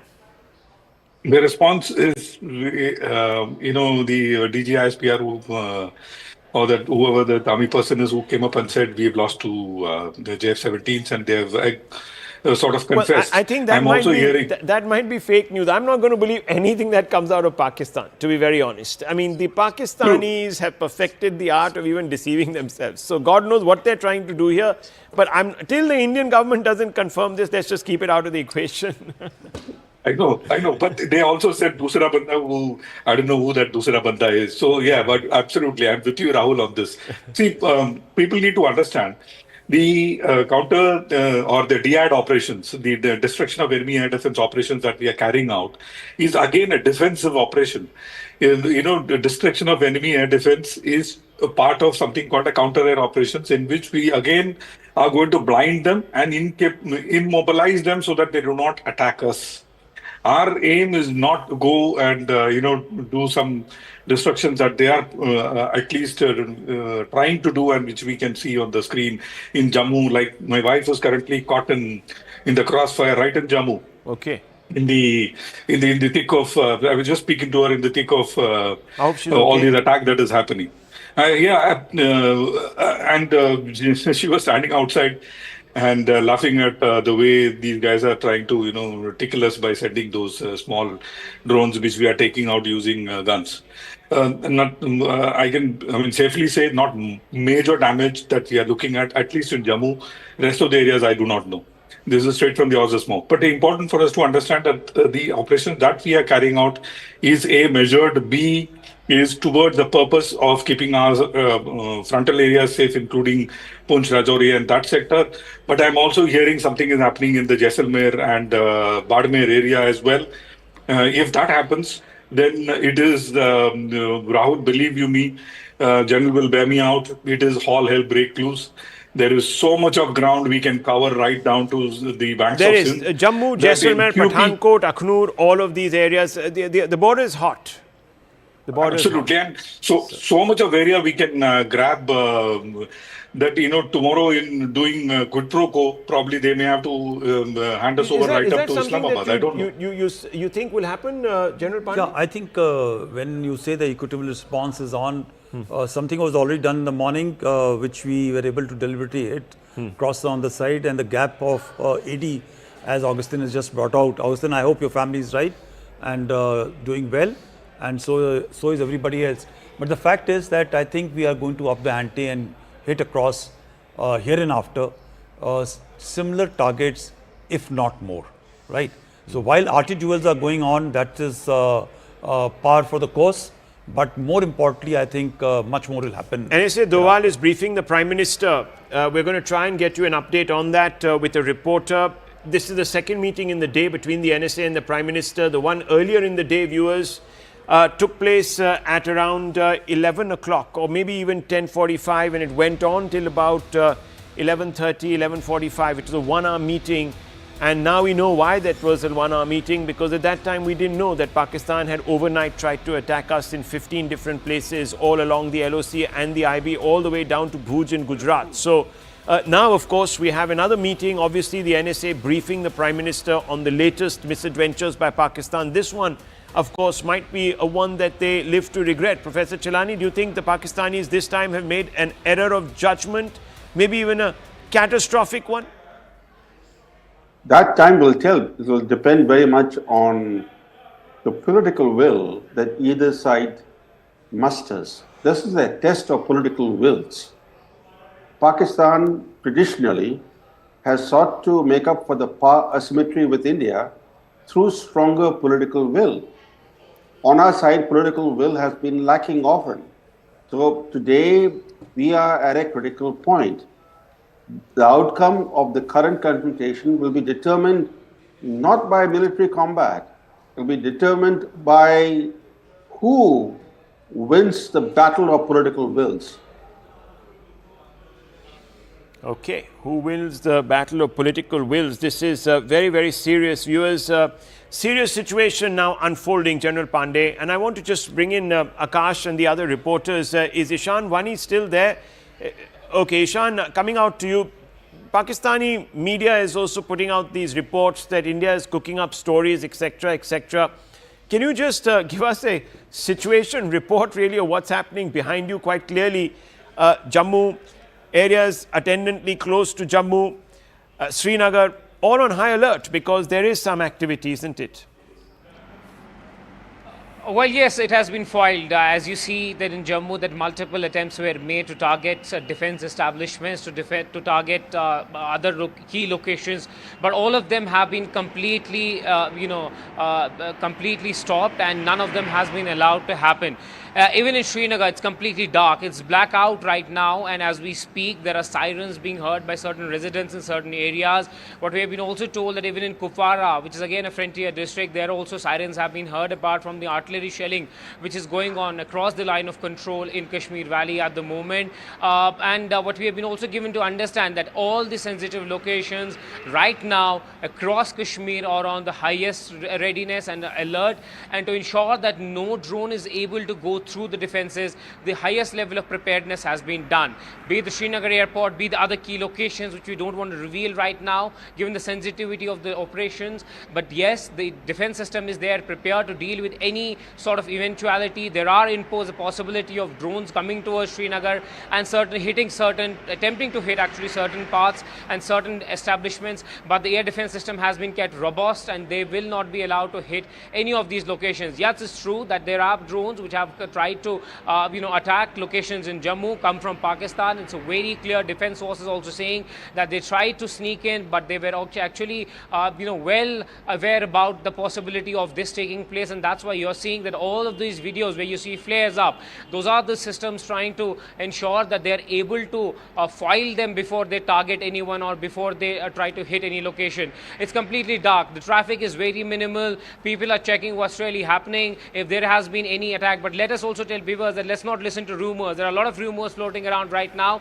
Only listen to authentic news. There has been appeal made by the government multiple times that don't rely on WhatsApp forwards, don't rely on anything like this. There are advisories, follow them at the moment. It's the electricity across several important districts has been cut. It's completely dark in Srinagar, and in Jammu there is a befitting response that the Indian Army is giving. Okay, very quickly, stay on with me, Akash. Let me bring you into this. What's the latest from the ground? Any reports of any damage, or is all the damage being inflicted by Indian S-4 air defense systems?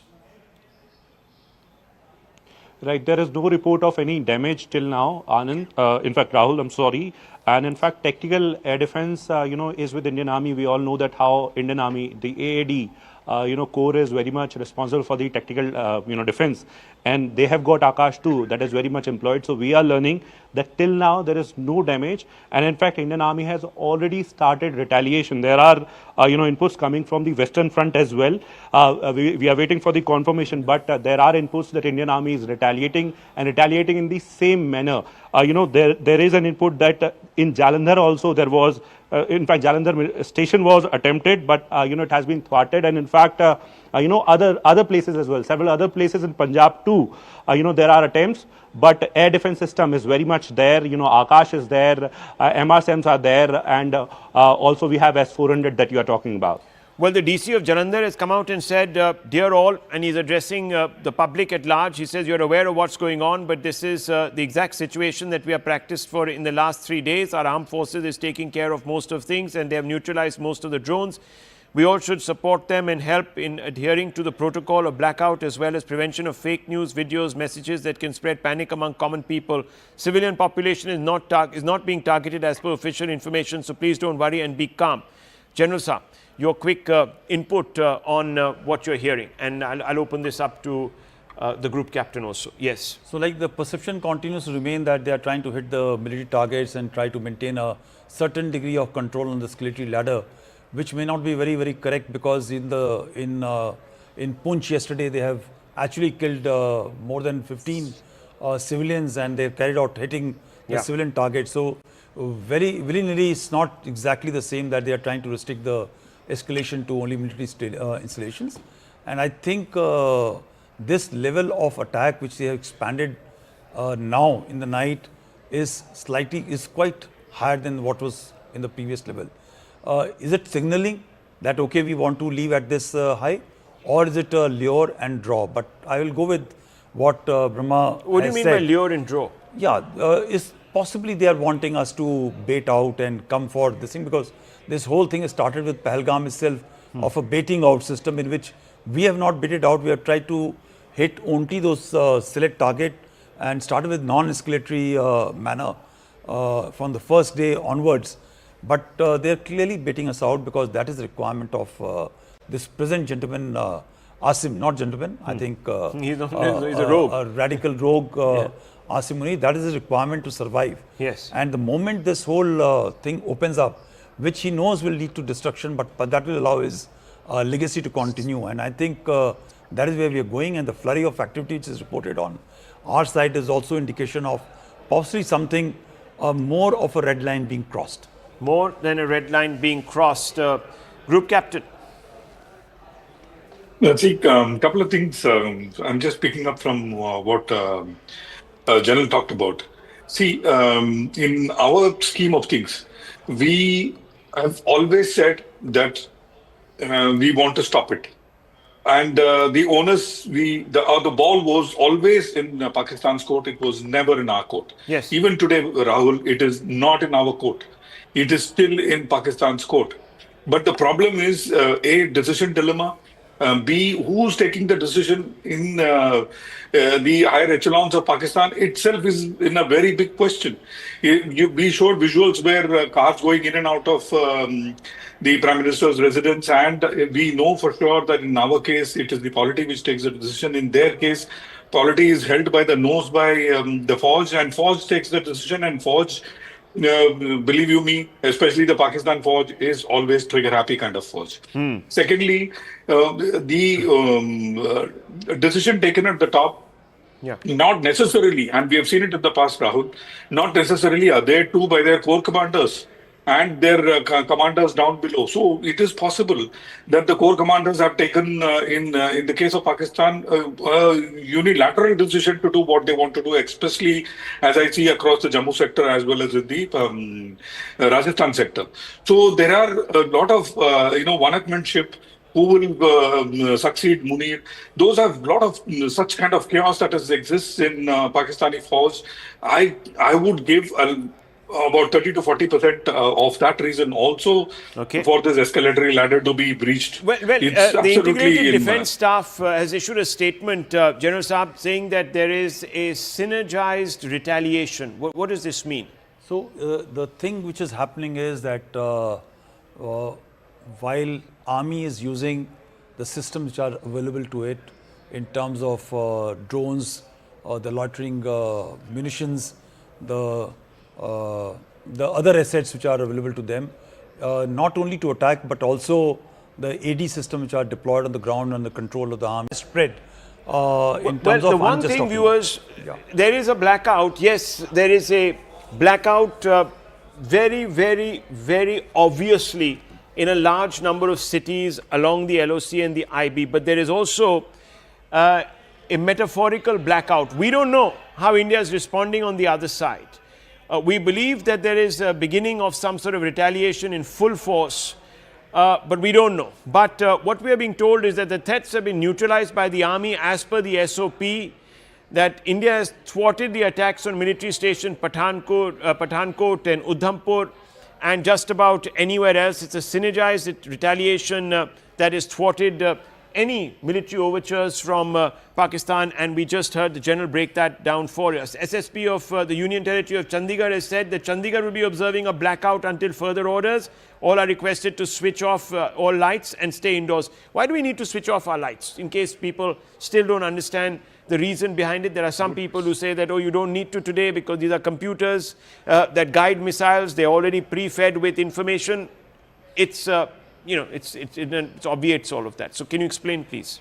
So the pre-fed systems are extremely expensive, are required to be hitting targets which are equally expensive, and they are required to be put down. But there are a larger number, more than 90% equipment or the munitions in the arsenal which don't require those systems. They are dumb systems. Okay. The second is when you are operating a drone system in which it is a man-controlled system, man behind, and doesn't have a certain degree of guidance system which is available. Right. It has to look for the targets, so you don't make it easier for them. Okay, a big statement coming out. First of all, viewers, another fact check. Inputs with respects to suicide attack by terrorists at Pathankot or Rajouri is completely false. So the Indian government putting that out for all of us. Clearly there is been news somewhere about this, so that's being put aside. Also, viewers, Dr. Jai Shankar coming out and saying that India has been measured in its actions, however any escalation will get a firm response. So, Brahma Chileni, India has been measured in its actions, however any escalation will get a firm response. This is an escalation. Do you believe that we should no longer harbor illusions, try to sound holier than thou? We should now respond at a higher level. Is that what is required now to once again nudge Pakistan into deterring? Well, India is still playing to the international gallery. It should now be focusing on delivering hard blows to Pakistan. India, as the stronger military power, can control the escalation ladder. It can escalate the conflict, or it can de-escalate the conflict to its advantage. So, given that reality, India should be a bit more proactive, because if they inflict, let's say, X amount of destruction on India, India should be willing to inflict twice that on Pakistan in order to deter further attacks from Pakistan. So this kind of measured response at this stage would only embolden the Pakistani military generals to keep upping the ante. They have to be dealt firmly, and I think equal response at this stage is not the pragmatic way to end this ongoing conflict. Okay. This is now a conflict. Watch the words that people are using now, viewers. It's a conflict.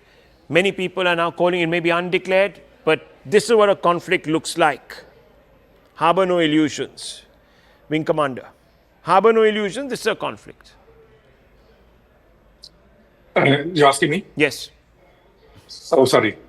So, see, there are two things that we need to understand. First, when our civilians were hit, I mean, in Poonch, it was a war for me. And number of people who died almost equaled the Pahalgam attack, or maybe slightly short. It was a war for me then, because when you hit the civilian population who are unarmed, it's a war, or at least a war-like scenario. Now you've gone all out and hit all across my border, right from north to the western zone. How do I look at it? That's point number one. Point number two, and like General said, yes, the aspect about keeping ourselves safe. It's very, very important that, I mean, through the channel, I say this to all the people of India. Okay, I need to very quickly. There's some news breaking. Just going straight across to Anshul, who is reporting from Jalandhar. Anshul, yes. Anshu. So yes, just a few moments ago, it was reported from out here in Jalandhar that there were projectiles that were fired towards Jalandhar, especially at the NIT Jalandhar is what we are being told, and all these attempts were actually thwarted by the air defense system of the country. But I'll just try and show you visuals around here as to how this entire area has been turned into an absolute blackout. Until 4 a.m. this morning, the notification has come from the local district administration that till 4 a.m. At least till 4 a.m. there will be a complete blackout that will be observed all across this district of Jalandhar and in the nearby districts as well.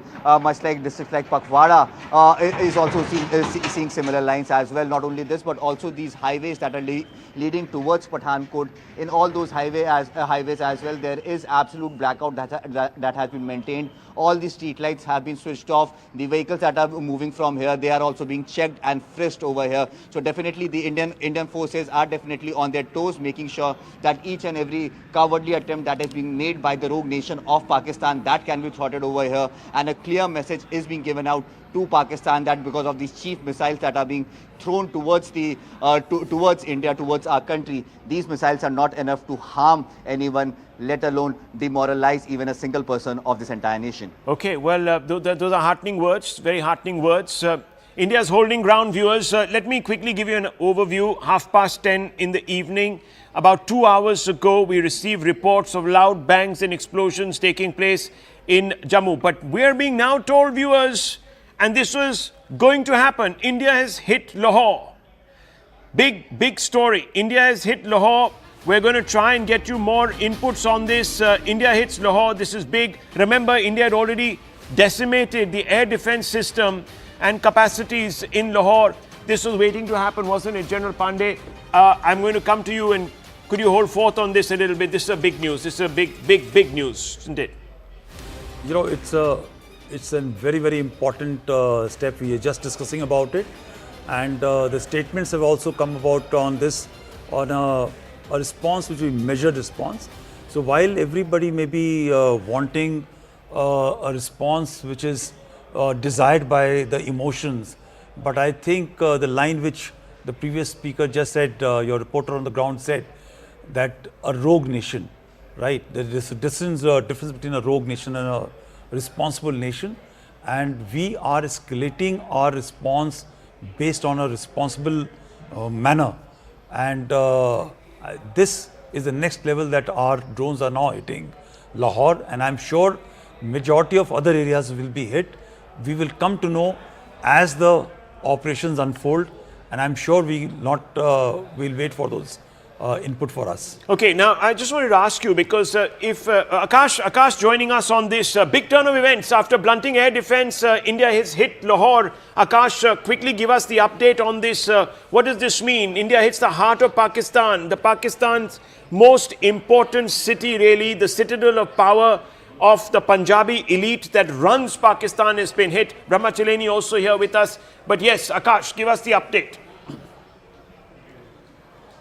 Lahore and Islamabad are the two locations that we are learning, but once again, I would reiterate that we are not revealing any operational detail because of the fact that it is still on. And also, as far as the Lahore thing is concerned, so we have seen in the morning today that how the air defense systems in Lahore, within Lahore, were destroyed by the Indian Air Force. And once again, we are learning that since in the evening today, we have received these sort of drones and projectiles from Pakistan. So in the similar language, Indian armed forces are now retaliating, Rahul, and Lahore and Islamabad are two locations that we are learning initially.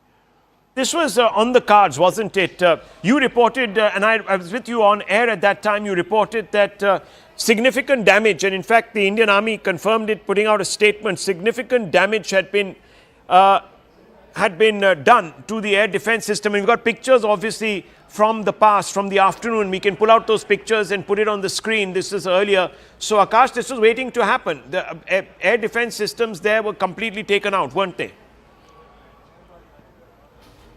Yes, in fact, Rahul, as far as Indian Air Force is concerned, so we know that how in the morning today, they not only thwarted the, attempts, but also, destroyed, in fact, the air defense systems of Pakistan. We know that how there are Chinese systems that are in place, very much deployed. But once again, the attack came towards us. Okay, fact, more in Jammu, information. the Akash is locations reporting. were targeted Akash, India also hitting Islamabad too. This is very, very big. So we are beginning to put out a lot of news. Islamabad, the political heart of Pakistan, also hit. Both Lahore and Islamabad, both hit.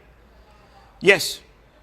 Elaborate, please, exactly, Akash. and Rahul, I was stressing on the similar, language and the retaliation, and this is what we are learning, that Indian Army as of now, is retaliating in the similar manner. There is a clarification, no tank movement is happening, as there is a buzz about it on social media specifically, no tank movement, but yes, artillery is being fired, and in fact, we are learning that several locations are being targeted now in Pakistan as well. There are some sort of details that we of course cannot reveal, but yes, there are several locations for which we have got confirmation just a while back, and in fact, Indian Army at this point in time, and also the Indian Air Force, that is constantly thwarting all those, in fact, attempts that are, there to target the military establishment in Jalandhar, in other parts of Punjab, in Jammu. We have seen in Rajouri and Poonch. We know that how ceasefire violation is happening. At the LCA, different areas, we already know that how ceasefire violations, are happening. But Indian Army as of now is retaliating, and we are learning about several locations in Punjab that are being hit by the artillery. Okay, so this is important, General Pandey. Yeah. Symbolically, this is very important. Symbolically, is very important because Lahore is the heart and soul of, while Islamabad is the political capital, you get Rawalpindi as a military capital which controls the entire country, but Lahore is the most important feature, is the most important population center in entire Punjab. And hitting in Punjab, all these locations, is very, very symbolic. It is a seat of actually... All three seats are there. Yes, absolutely. Yeah. This is also the seat of Shahbaz Sharif. The Sharif family's influence originates from the heart of Punjab. Brahmachaleni, put this into perspective. If this is true, this is very, very big. We have no reasons to doubt it. We won't be putting this news out. Islamabad and Lahore, the significance of this, please. Well, first, it shows that India is not responding in similar measure. It's responding proactively and punitively. That is the way India can deter Pakistan. But more importantly, even though there are these artillery duels being reported, this has essentially become an air war where India has the the edge, because India's air power is superior to Pakistan's. Of course, India has to factor in Pakistan's support from China. China, as you know, calls Pakistan its iron brother, and in recent days, after the Pahalgam massacre, China rushed new weapon systems to Pakistan, including air-to-air systems. Yes. In fact, the only important country to criticize the launch of Operation Sindoor was China. China condemned the Indian strikes as regrettable. Yeah. So today, as India mounts this offensive against Pakistan, it cannot lower its guard along the Indo-Tibetan frontier. So India actually is wedged between two nuclear-armed states. Both are revisionist powers. Okay, well, of course, that's a whole different ball game, and the level of escalation, of course, then is dramatically higher. But as of now, what I wanted to understand really from you was the symbolic importance of taking the fight into the Pakistani administrative capital and the cultural capital of Punjab, the beating heart of Pakistan. It is, viewers, let me tell you, symbolically the most important step, because Lahore notionally is the seat of the Pakistani elite, the Punjabi elite that controls all of Pakistan. Its writ runs across not just parliament, all organs of the state, including the courts, the military, and of course in Islamabad you have the seat of governance. So this is very big, isn't it, Brahmachaleni? From an escalation point of view, you're right to say this is dramatic escalation by India. What do you think is going to be the response, General Pandey? I mean, a capital city. Now, if you want to go, will Pakistan go and ramp it up? Will they come deeper in?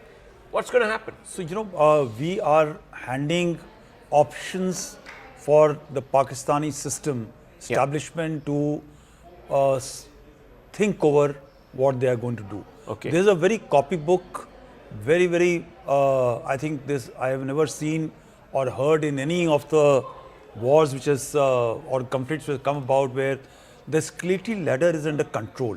Right? And you just see the nuanced difference between each and every strike which is happening. Compliments to the leadership which is coordinating all this, that you first get hit in Pahalgam, you respond to a terrorist, this thing. You tell the world, we are responsible, check the rogue guy.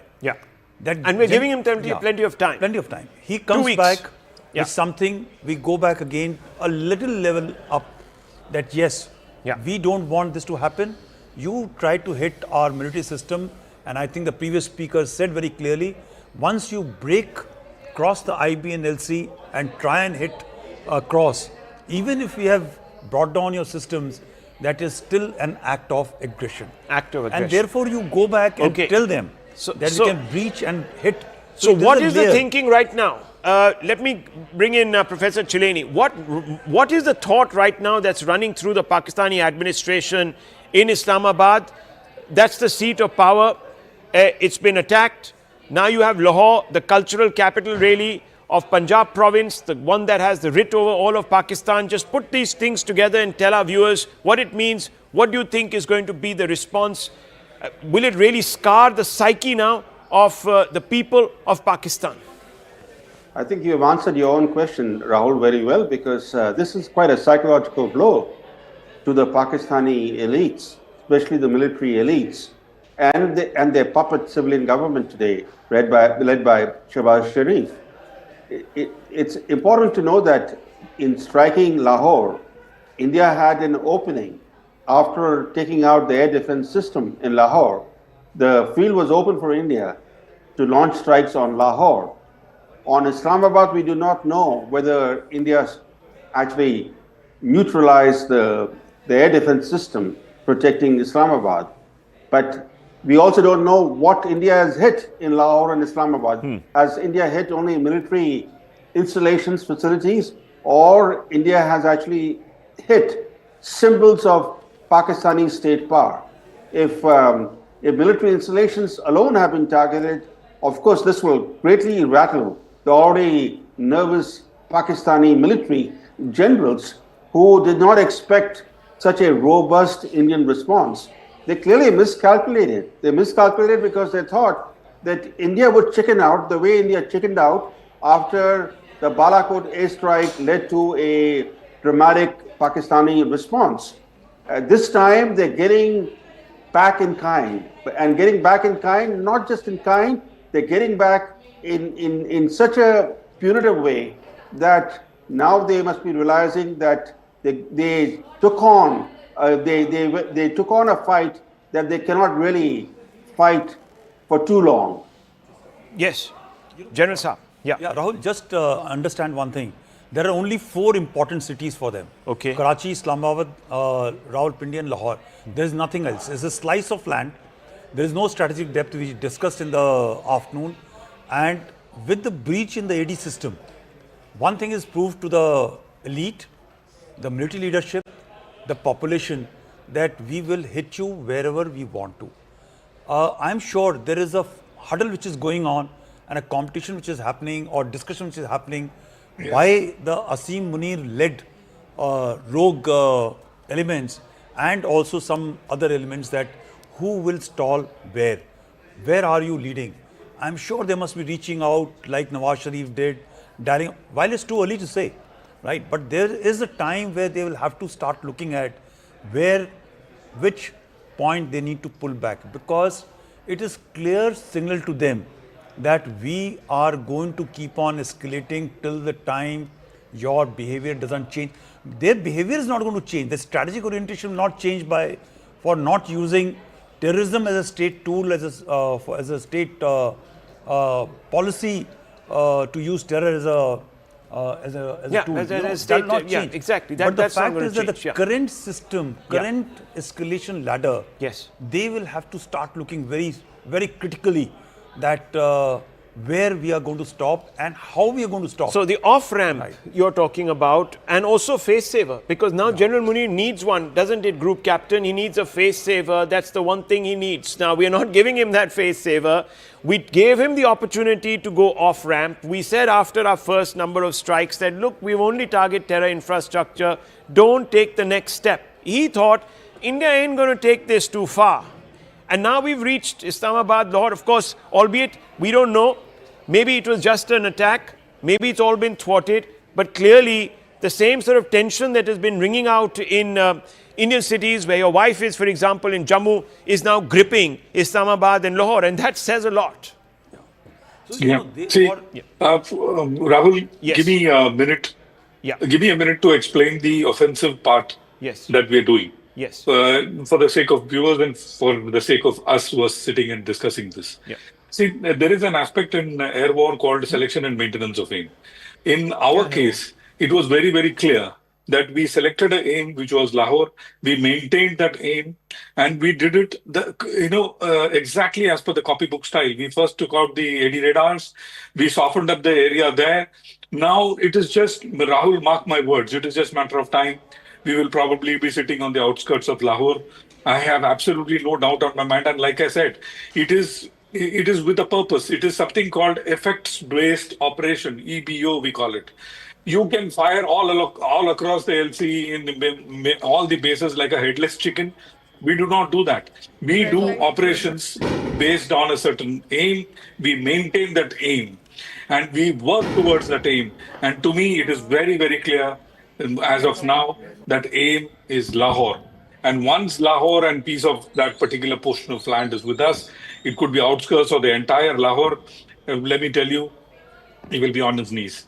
And probably it will be another General Niazi for him signing, peace accord with us. Or surrender. Let's not get ahead of ourselves. Of course, that is probably the aim, and that should be the aim. And India is going to not leave anything unturned this time. Remember, viewers, in the run-up to this, and General Sivach is here and he'll bear me out on this. General Sivach, in the run-up to this, India has been saying that one day POK will be got back. We will get back POK. Now, this is what has been said. Now, look, viewers, early days.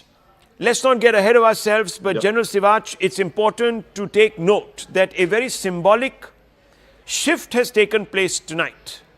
Yes, the Pakistanis have tested unprovoked our patience once again. They've refused to take the off-ramp. But now we have said, okay, you want to play this game? We will come straight into your hearts. One is the cultural capital of Pakistan, the Punjabi heart, the bastion of the Sharif family, of most of the Punjabi elite of the army, the judges, just about anyone who's anyone in Pakistan comes either from Karachi or they come from Lahore. Let's be honest about that. And now we've also tickled in some way Islamabad, which is the heart of their administrative setup. So these are big signals from India. Very big.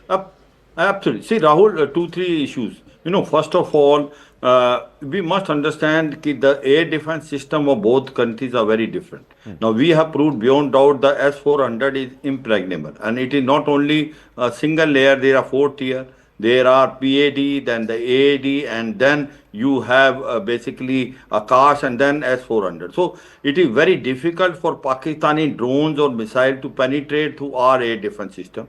But other way around, it is that Pakistan is vulnerable because their H-9 air defense system, which they have received from China, is proved to be totally unsuccessful. And we have managed to neutralize the air defense system of Lahore. So this is the biggest difference which is happening between the two countries. In case they follow this, that the drone versus drones, missile versus missile, we will still able to maintain and manage that these will be intercepted by our air defense system. What about Pakistan? So they are vulnerable. They are vulnerable in Lahore. Their air defense system neutralized. They are vulnerable in Islamabad. And I suppose our next target is Rawalpindi, the general headquarters, because that is the place where GHQ is there. And also, these 3-4 seat power seats which are Lahore, Islamabad and Rawalpindi, you start hitting Okay, them. MOD putting out a statement. I need to just quickly update our viewers. So 9 minutes to 11 o'clock in the evening, MOD puts out a statement, says military stations at Jammu, Pathankot, Udhampur were targeted by Pakistani origin drones and missiles along the IB in Jammu and Kashmir today. The threats were swiftly neutralized using kinetic and non-kinetic capabilities in line with established standard operating procedure. No casualties or material losses were reported. India remains fully prepared to defend its sovereignty and ensure the safety of its people. A big statement coming out of the MOD, sir. Yeah. How do you interpret this very quickly, sir? So I think is one of the firstly is a very quick response. Generally, it takes time for MOD to come this thing. So therefore, I think the systems are quite live, and information is flowing back and forth very quickly. And in case they have been able to put out this very firmly, it shows that whatever operations the Pakistanis had tried to do for at least at this point of time had been utilized quite well enough. And as it was said very clearly, that is a synergized effort to ensure that whatever targeting was being done has been put down. So all the Air Force missiles were attacked have been taken away by the Air Force. Systems were in place, and other areas which were being targeted by drones and all have been taken out by the other elements. So I think it's a very great integrated effort. Yeah, it's a very good. Okay, so we're also being told, viewers, that parallelly the Indian government has approached Twitter to block 8,000 accounts. So those are also going to be blocked because disinformation is a major weapon in the hands of somebody who wants to spread all sorts of rumors and disaffection in the public mind. So that is also being taken care of as we speak. So these are big moves, very big moves. Also, a letter being shared on social media claiming that the Chief of the Army Staff, General V.K. Narayan, has sent a confidential letter regarding military preparedness to the Army officer of the Northern Command, etc., is completely fake. There is no such thing that has happened. So, in fact, General Narayan is not even the COAS. So, yeah. So all of this is also happening in the backdrop, viewers. All of this, of course, tells us that we are now clearly moving into another phase. So this is Operation Sindoor 3.0, quite clearly. HM has also dialed DGPs of border states to take stock of the situation unfolding in Jammu and Kashmir, Punjab, Gujarat, Rajasthan. Why areas, those things have to be managed in case it happens.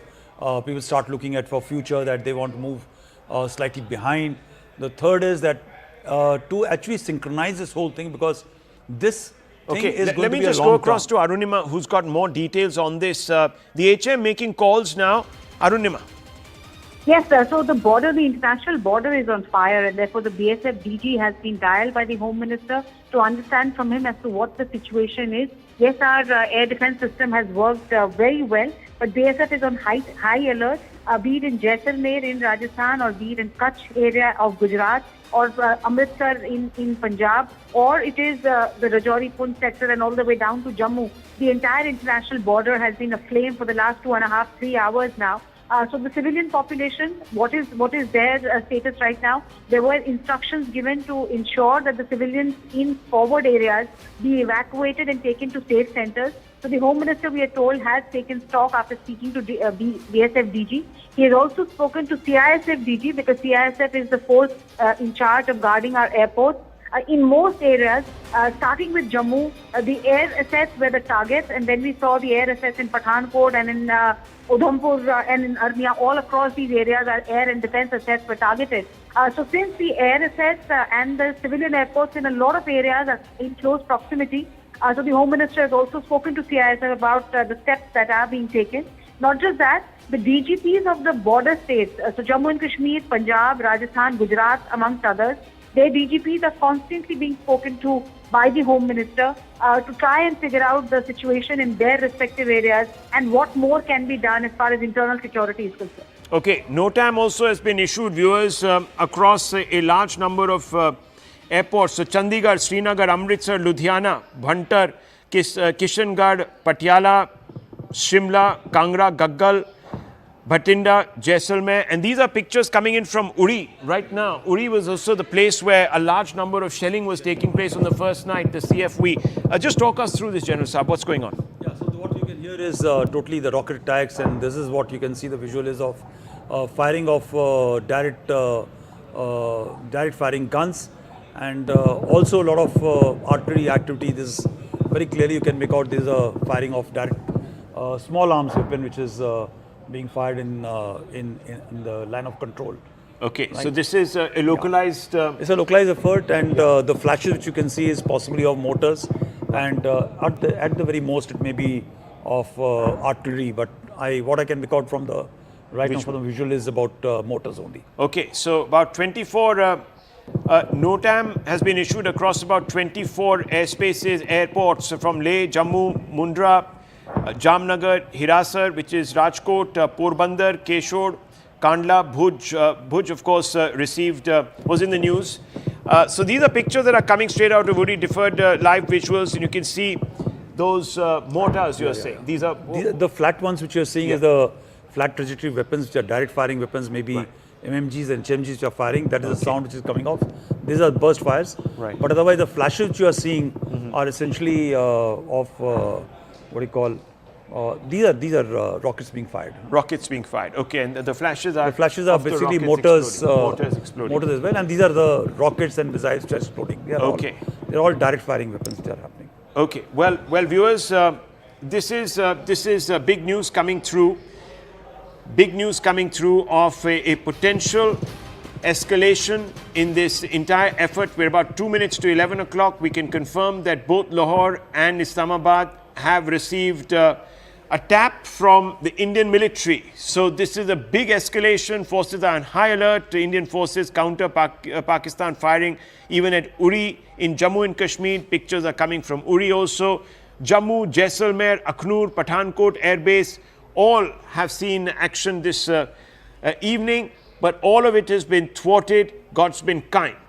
And of course, the military has been high alert, very professional, and has been able to stop everything that the Pakistanis have thrown at us. General Sivach, your quick assessment of the situation that's unfolding.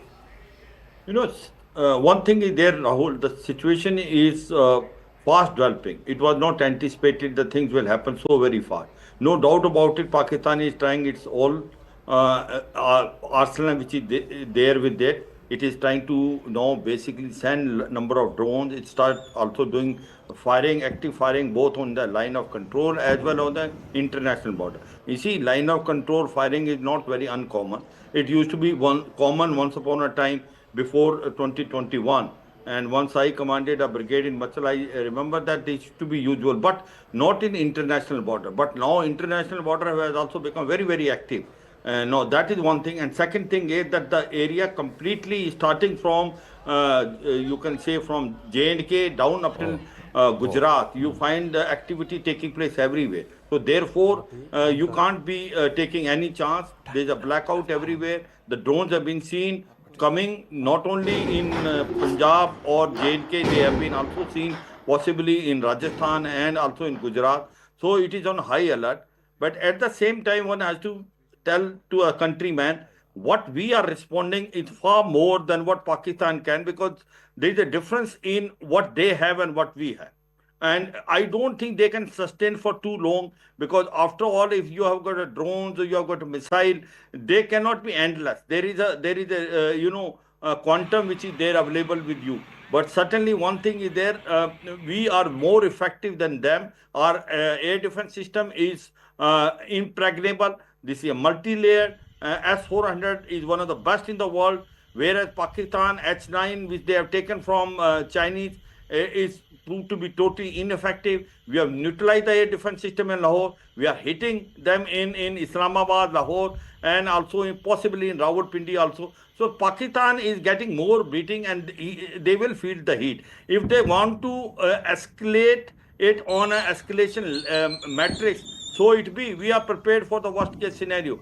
But my point is, I don't think Pakistan will able to sustain for too long. That is the take. I don't think they have in their arsenal limitless ammunition, both of missile as well as drones. It has a limit, but certainly as on today, one has to be very careful. Things are fast developing, and that is where it has surprised everyone. The way situation is unfolding today, it looks like that we have to be on a high alert. Well, Viewers, obviously this is a fast developing situation. 11 o'clock, we can tell you a few things. If I were to just quickly bring you up to date with everything that has been happening since about 8:30 this evening. Viewers, the top headline right now is that we can tell you that Indian forces are targeting Lahore and Islamabad. India hits the heart of Pakistan, Lahore and Islamabad. This is what we can tell you at the top of 11 o'clock in the evening. Massive escalation from the Indian side. We have decided to launch, in a manner of speaking, Operation Sindoor 3.0, because that would what constitutes this kind of an elevation. Also, viewers, since 8:30, there has been a lot of shelling, a lot of activity along the LOC, in areas such as Rajouri, in areas such as Uri, in Pathankot, pretty much a large part of Jammu. Srinagar also, they are saying, has been affected, all the way down to Jaisalmer. We are being told that there has been activity. However, Pakistani projectiles, about 12 of them, and missiles have been shot down by the S-400 air defense system. We also know that there have been no casualties, at least on the Indian side, because everything, drones and every other thing that the Pakistanis have thrown at us have been neutralized. I can't confirm other big news related to losses that the Pakistanis might have suffered, because we cannot at this moment confirm all of that, but it's a lot of talk about the Pakistanis having taken a big hit. So big news that has been developing, General Saab. This constitutes now a different phase in this entire action, doesn't it? Yeah, so this is, as you started this thing by saying that 2 days we have succeeded in what we wanted to achieve. And I think this one of the minor offenses, I'll say, which has come about, we have again been able to thwart this thing, and those news which we are discussing and we are talking about, if it comes true, it will be a very, very big, again a very major event which will happen. We'll see how it unfolds and how it comes out. But what is looking as of now is something akin to a Star Wars fight which is on. A fight which will be, which will try and avoid boots on ground to cross line, and it will be from ceasefire violations to the duels, from small arms to artillery to missiles, and ranging up to drones and long range missiles.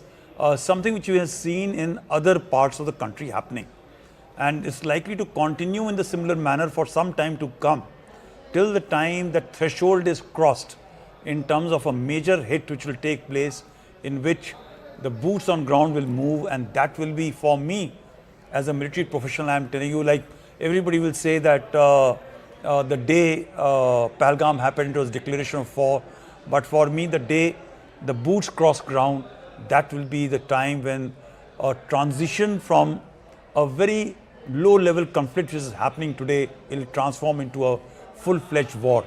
And let's hope, if it happens, then it's bad news for Pakistan. Its demise is going to happen. If they are smart, they will avoid this situation to come about, and they will try and de-escalate as far as possible, because India has shown one thing, that from zero escalation we have got answers for each and every level of escalation which can be taken to the last end, right? So okay. we are willing to escalate. Yes, we are willing to escalate. This is big news. Akash, look, there are various reports that are now coming through, and there is, of course, an Airport Authority of India advisory that has been put out also for passengers travelling to come earlier to the airports, at least 3 hours in advance. But that's not really the reason why we're speaking to you, because we've got confirmation now, and we can break this news report, that an F-16 has been down. Amit Bhatt of News 18 Rajasthan has confirmed that an F-16 has been shot down. Now, very quickly, Akash, can you update us on this? The report of F-16 is concerned, so I have no confirmation. But yes, you rightly pointed out, our colleague is confirming. I'm also learning about one individual, possibly the pilot, who has been apprehended, and in fact, has been caught by the locals there. But Indian Air Force will go with the version of Indian Air Force, Rahul. Indian Air Force is just checking, the truth in the whole case, in the entire matter. Whether or not the F-16 has been downed, it will of course be known to us in some time from now. But definitely, a number of things are happening simultaneously, Rahul, and operational details are something that we have been asked to hold for a while. Because as of now, Indian Army is retaliating. We know that how Indian Air Force, the air defense system is very much working, and they have been retaliating too. We know, and in fact, we are learning about several sort of developments that are happening at the line of control, where in Kupwara we are learning about specifically about the artillery fire and in fact the retaliation that is going on in the western, front as well in Punjab and Rajasthan. We have been learning about several sort of attempts from drone, but all of these attempts have been in fact thwarted, and F-16 is something that is coming from western front only, western border only. So we are waiting for an official confirmation for F-16, not just the plane, the downing of the plane, but also the pilot, because we have been learning that one individual who is possibly the pilot of one F-16 of Pakistan, has been apprehended and has been caught by the, locals there. Well, the MOD sources now seem to be confirming this, that F-16 down by the Indian forces and that the pilot has been, in fact, apprehended. We're not going to tell you, viewers, where it is because that's obviously sensitive. We don't want that pilot to be harmed in any way. Sometimes if we give away the destination or the location, Pakistan might want to try and neutralize and lose, and that will make us lose the advantage. So we're not going to give away the area, but General, what do you make of this? A significant change. Yeah, so there's a one very major impact of this F-16 being downed. It puts the proof out to the Americans that there was a deal which was signed sometime back by the Pakistanis that will not be used against their Western adversary ever. So this one lie is going to be proven absolutely correct if it is true. And the second lie which was shown by your channel today, that the terrorists were being given state honors led by a US designated terrorist. So, these two combined with the tomorrow this IMF conference being held for Pakistan case makes our case very strong to put them into a corner. I think that's very important to take note of, and also with the changing with the tap on tap off thing which you're talking of, how will they make tea for their own country? I think the tea movement possibly will come through for us. Not a very good thing to talk as a soldier about a fellow soldier, but I guess I very clearly remember that colonel who was a defense attaché or a lower rung officer in British embassy coming out and waving that photograph of Vinandan and making that very silly extremist radical mindset gesture, a very disgusting gesture, which reflects even the selection of one of the best guy to go to represent the country. If it is so damaging, it is a reflection of mindset and how radicalized the military structure of Pakistan Army is. Absolutely. Right? So this is a very defining moment in case F-16 has come out. I mean, this takes the advantage away completely from Pakistan. So, because this becomes really a bargaining chip. It really still our hands. If you remember, when Abhinandan fell into Pakistani hands, basically we had to de-escalate completely the entire focus of the operation, the direction of the war. And I know that various, and Group Captain, you'd probably bear me out on this, that I know that fatalities, casualties, these kind of exigencies are built into game scenarios. So I'm sure the level that we are at, it would take a little bit more for this to really take or have a decisive impact on Pakistan's strategies, but still it will begin to weigh on the strategic the strategic ecosystem in Pakistan when they are thinking of the next step. Also, before you comment on that, just a very quick one. PIB fact check putting out the fact that a Fidaiin attack on an army brigade in Rajouri, Jammu and Kashmir is fake news. So viewers don't fall for that. Yes, Group Captain, go ahead. I'll just take a leap from what General said about the tea movement and the fellow soldier thing. And it will not be a tea, it will be an Akunuri Kawa. Very, very famous kawa that we get over there. Yeah. And we will probably export it and give it to the boy and look after him very well and send him off if time of the time and the place of our choosing. And as you're putting out a lot of images and videos, and images and videos talk for themselves.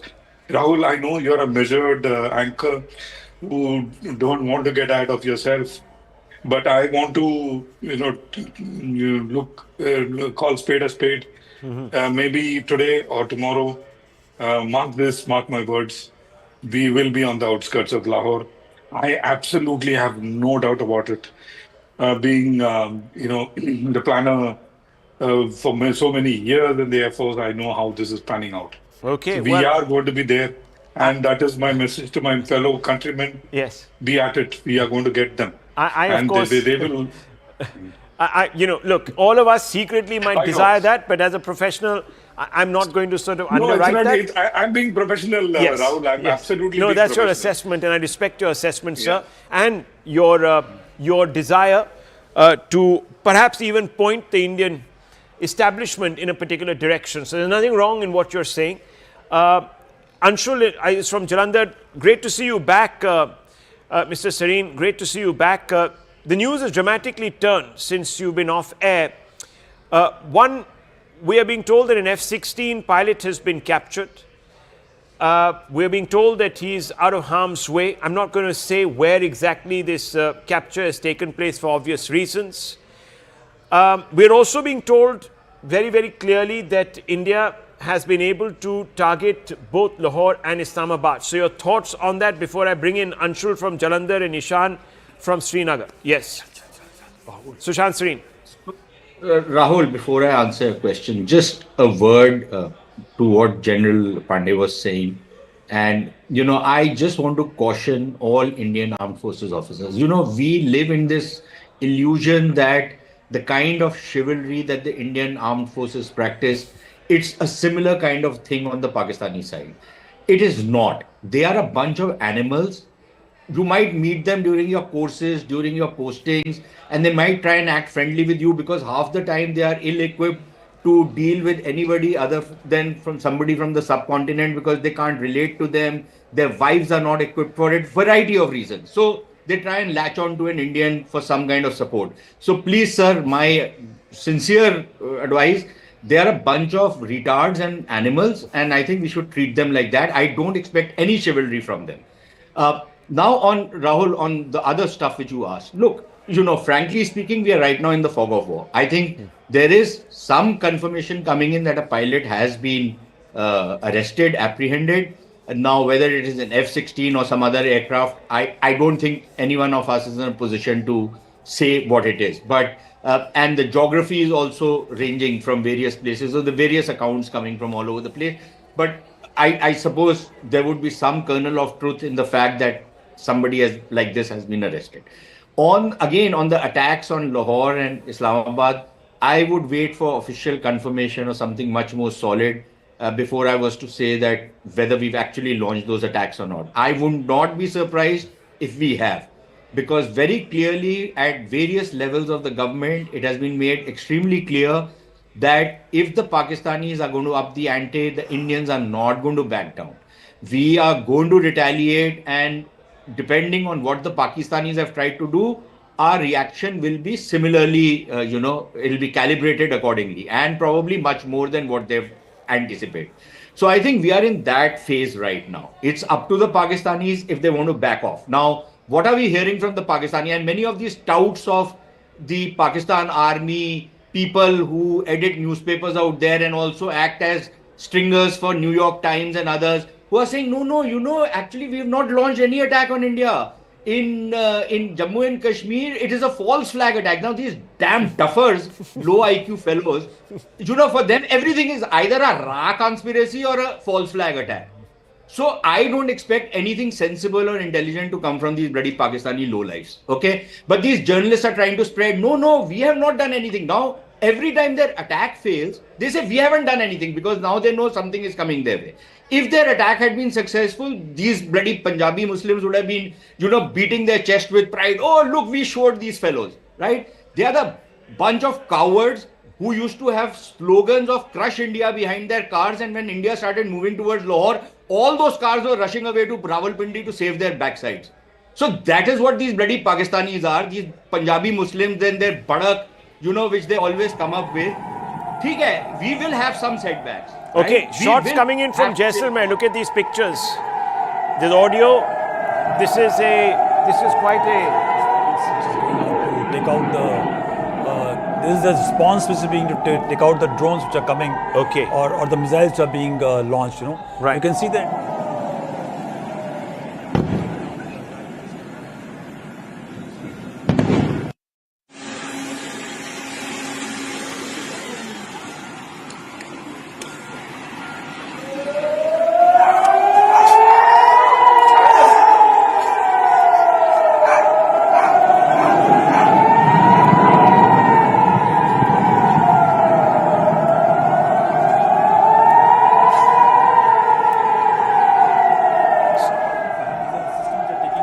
Okay. Okay. Incoming missiles, incoming drones, or whatever the Pakistanis are throwing at us by the way of offensive capacities, and these are our air defense retaliation. The ones which came from below are the ones retaliation. I see. And you can see they are taking them out. You know, it's quite clearly a masked kind of an attack which is coming on to Jaisalmer. It's a very aptly explained. Okay. There you go. Dramatic visuals of the Indian response, viewers, to what is the incoming from Pakistan, clearly. Sushant Sareen, yes, you were talking at length really about the Pakistani posture, but just for a moment indulge us.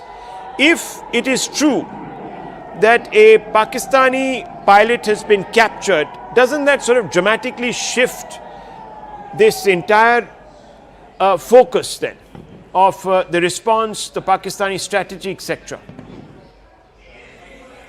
It will definitely, deal a big blow to their ego, especially when we have footage of giving them tea, because these lowlives have been trying to insult an armed forces officer from the Indian side for 5 years by saying that, okay, fine, we've got tea ready. So my question is, I wish our tea is also ready, and it's original tea. It's not imported from Kenya or some other place, from some third country. It's our tea which we are going to shove down his bloody throat.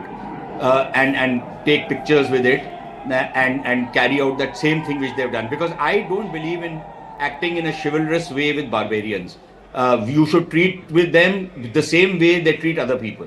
So I am very clear in my mind that, jaise ko taisi. I don't believe that, we should rise above all that the wokes can do. I am afraid I'm not in that business anymore.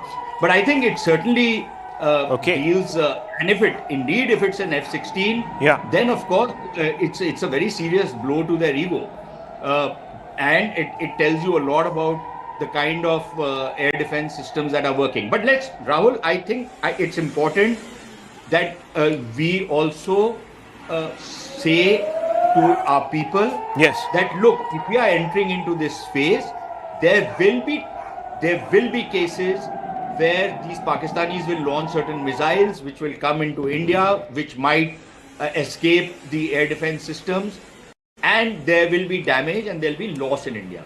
And we should, show that we are a bloody resolute nation, that we will not let any setback pull us down. Bloody hell, you send one missile out here, I'll send 10 and I'm going to beat the shit out of you, Bhagat. Okay, well. Okay, let's very quickly. The last 40 years, and I refuse to stand for it anymore. Okay. Enough is enough. And Okay. One second. There is a walkthrough from Jaisalmer.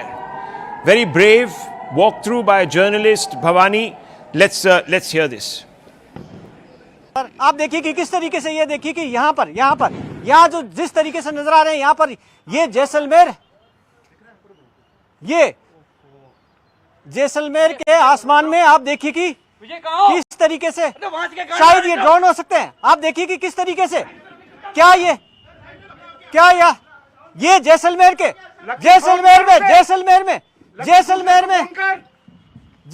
में आप देखिए कि किस तरीके से यहाँ पर लगता है शायद ड्रोन है, ये ड्रोन अटैक की कोशिश है, ऐसा लग रहा है, कहीं न कहीं लग रहा है। जिस तरीके से धमाके हो रहे हैं यहाँ पर, ये तस्वीरें अपने आप में न्यूज़ 18 इंडिया के कैमरे से देखिएगा आप किस तरीके से लगातार एक के बाद एक, ये देखिए कि ये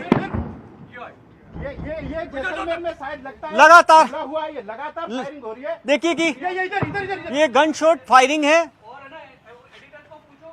अब देखिए कि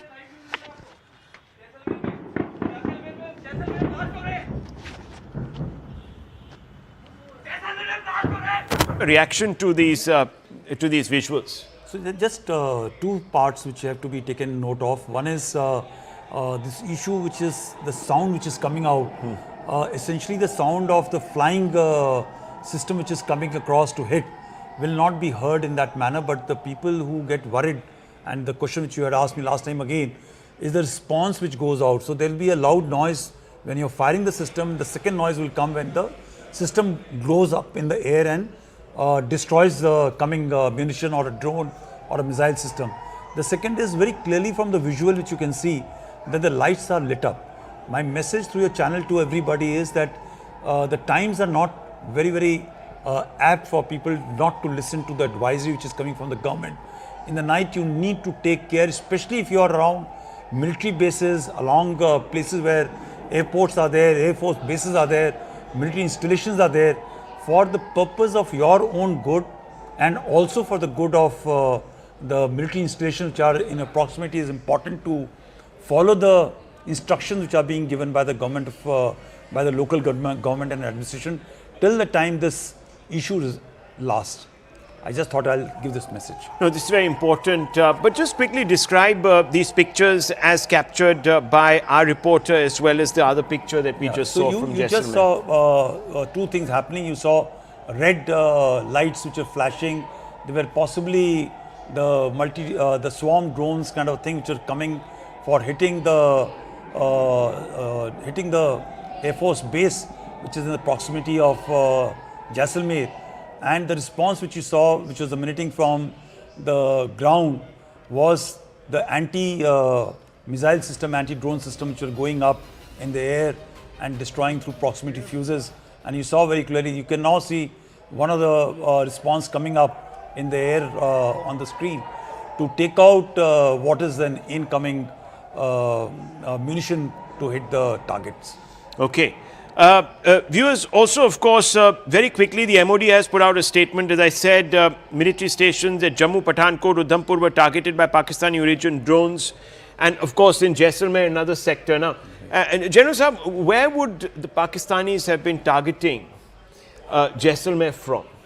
Yeah. Could you explain it to our... Would it have to be from a sector opposite Jaisalmer on their side of the border, or could it be from somewhere else? So they will be having drone systems and the munition systems which can be launched quite from the depth, because Jaisalmer itself, if I'm not wrong, is about 50 odd kilometers from the IB, and even if they are launching from about 50 kilometers inside, they will have they've got systems which can reach out these distances and try and hit the Jaisalmer airport.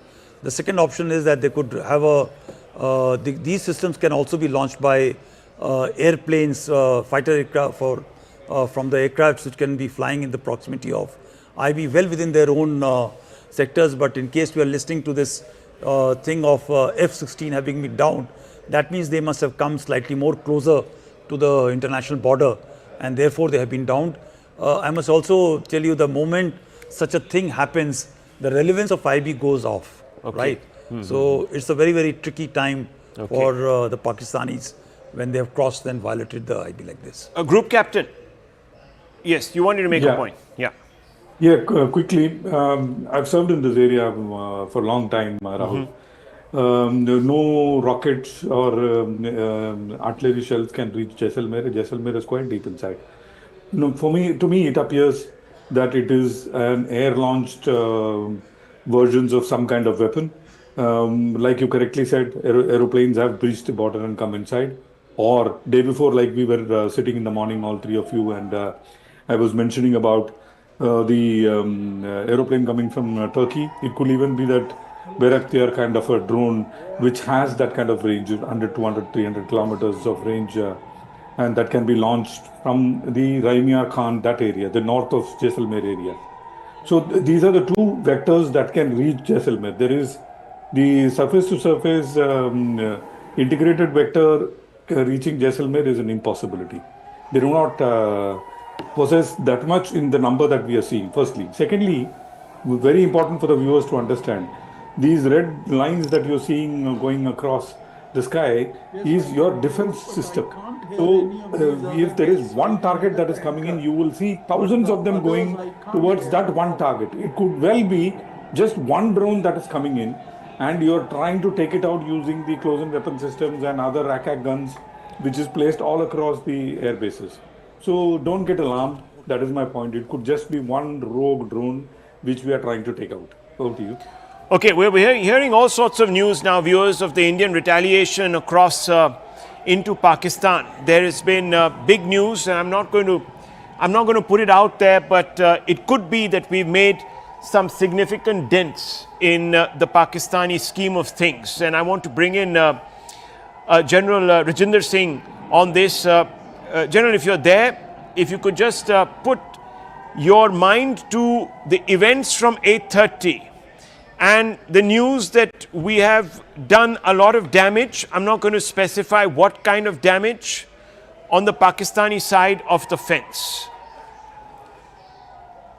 I will confirm that an F-16 has been downed and the pilot is, however, in our custody. That much I can say, but there's a lot more that I'm not in a position to put on air, but I will tell you, viewers, that there has been considerable degradation on the other side of the border. General.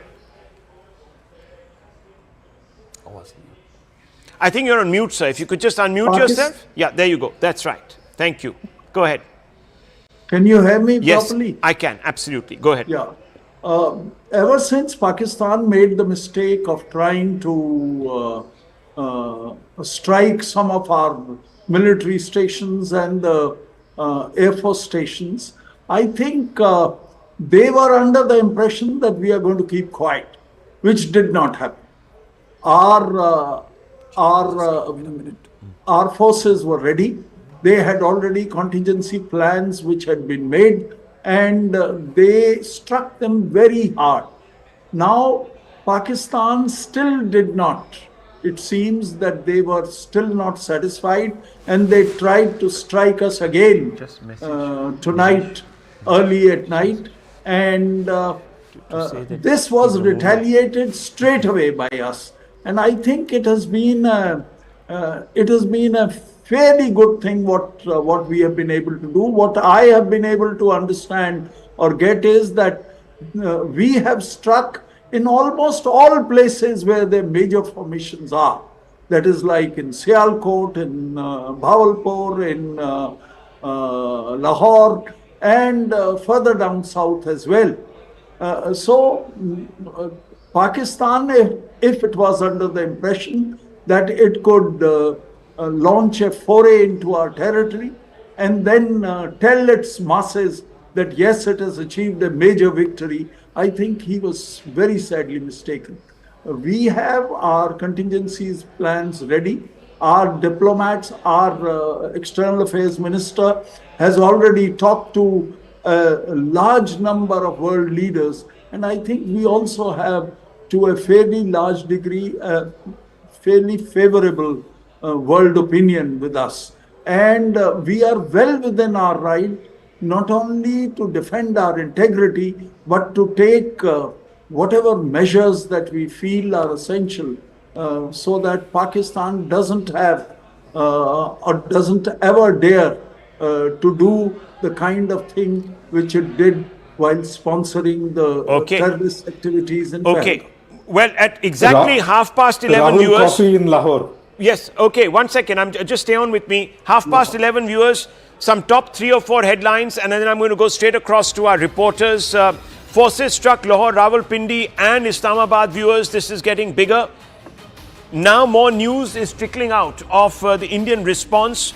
We're also being told that an F-16 was down, possibly more craft of Pakistan, other munitions, ADS systems have been degraded. There is a lot of news which I'm not going to put out. I'm going to hold back because I'm waiting for absolute confirmation from at least 3 sources. 2 sources have told us all attempts by Pakistan to hit India at various different places in Jammu, in Kashmir, in Rajasthan have been thwarted. There is no news of any damage because our S-4 systems, our air defense systems have held up remarkably. The MOD has even put out a statement to confirm this. Let's quickly get our reporters into this from Jalandhar. We also have Siddhant from New Delhi, Akash from Srinagar, and also Ishan from Srinagar. Let's just go out to all of them and get a sense. Anshu, let me begin with you first. Jalandhar, in the news this evening, very early on. What's the scene on the ground there? Well, yes, right when this entire attack was started by Pakistan, at that point in time, there was Jalandhar was one of the centers where several projectiles were launched, and at that point in time, the air defense systems of the Indian Defence Forces actually came to the fore and made sure that not even a single projectile was able to land anywhere in Jalandhar. And now over here, I'll just try and show you in the frame right behind me, a blackout has already been announced, and now people are sleeping absolutely peacefully. Unlike Pakistan, where the common people are actually running from pillar to post to get some sort of a help either from their army or from the local police. But yes, over here, out here in Jalandhar, everything is absolutely peaceful. People are sleeping absolutely peacefully. Blackout has been announced till 4 a.m. tomorrow. These blackouts will be put up as precautionary measures. One thing is very sure, that the entire nation is at this point in time very confident on their armed forces, and that is why we are seeing such peace that is prevailing out here after initial attempts that were made by Pakistan to somewhere or the other hurt Jalandhar by throwing projectiles, by launching projectiles towards Jalandhar. But yes, Defense forces have actually gone ahead and made sure that each and every projectile that was thrown over here, that was actually thwarted in midair itself, and hence there has been absolutely no loss to life and property till now, especially in this district of Jalandhar.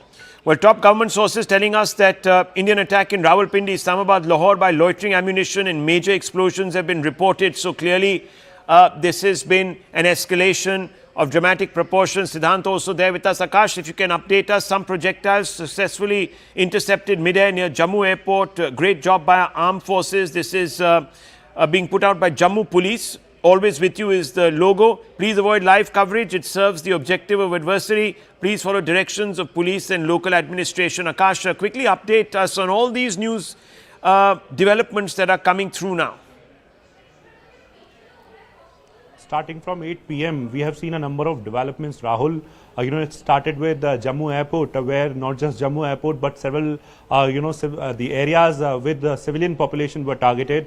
And in fact, we have been learning that all these targets were all these drones and missiles were destroyed by the air defense systems. In fact, the AD guns. Then we heard about the firing at the international border. In fact, the ceasefire violation in Samba, in Mendhar, and in some other areas as well. We heard of several sort of attacks, and in fact, multiple theaters were opened by Pakistan, where in the western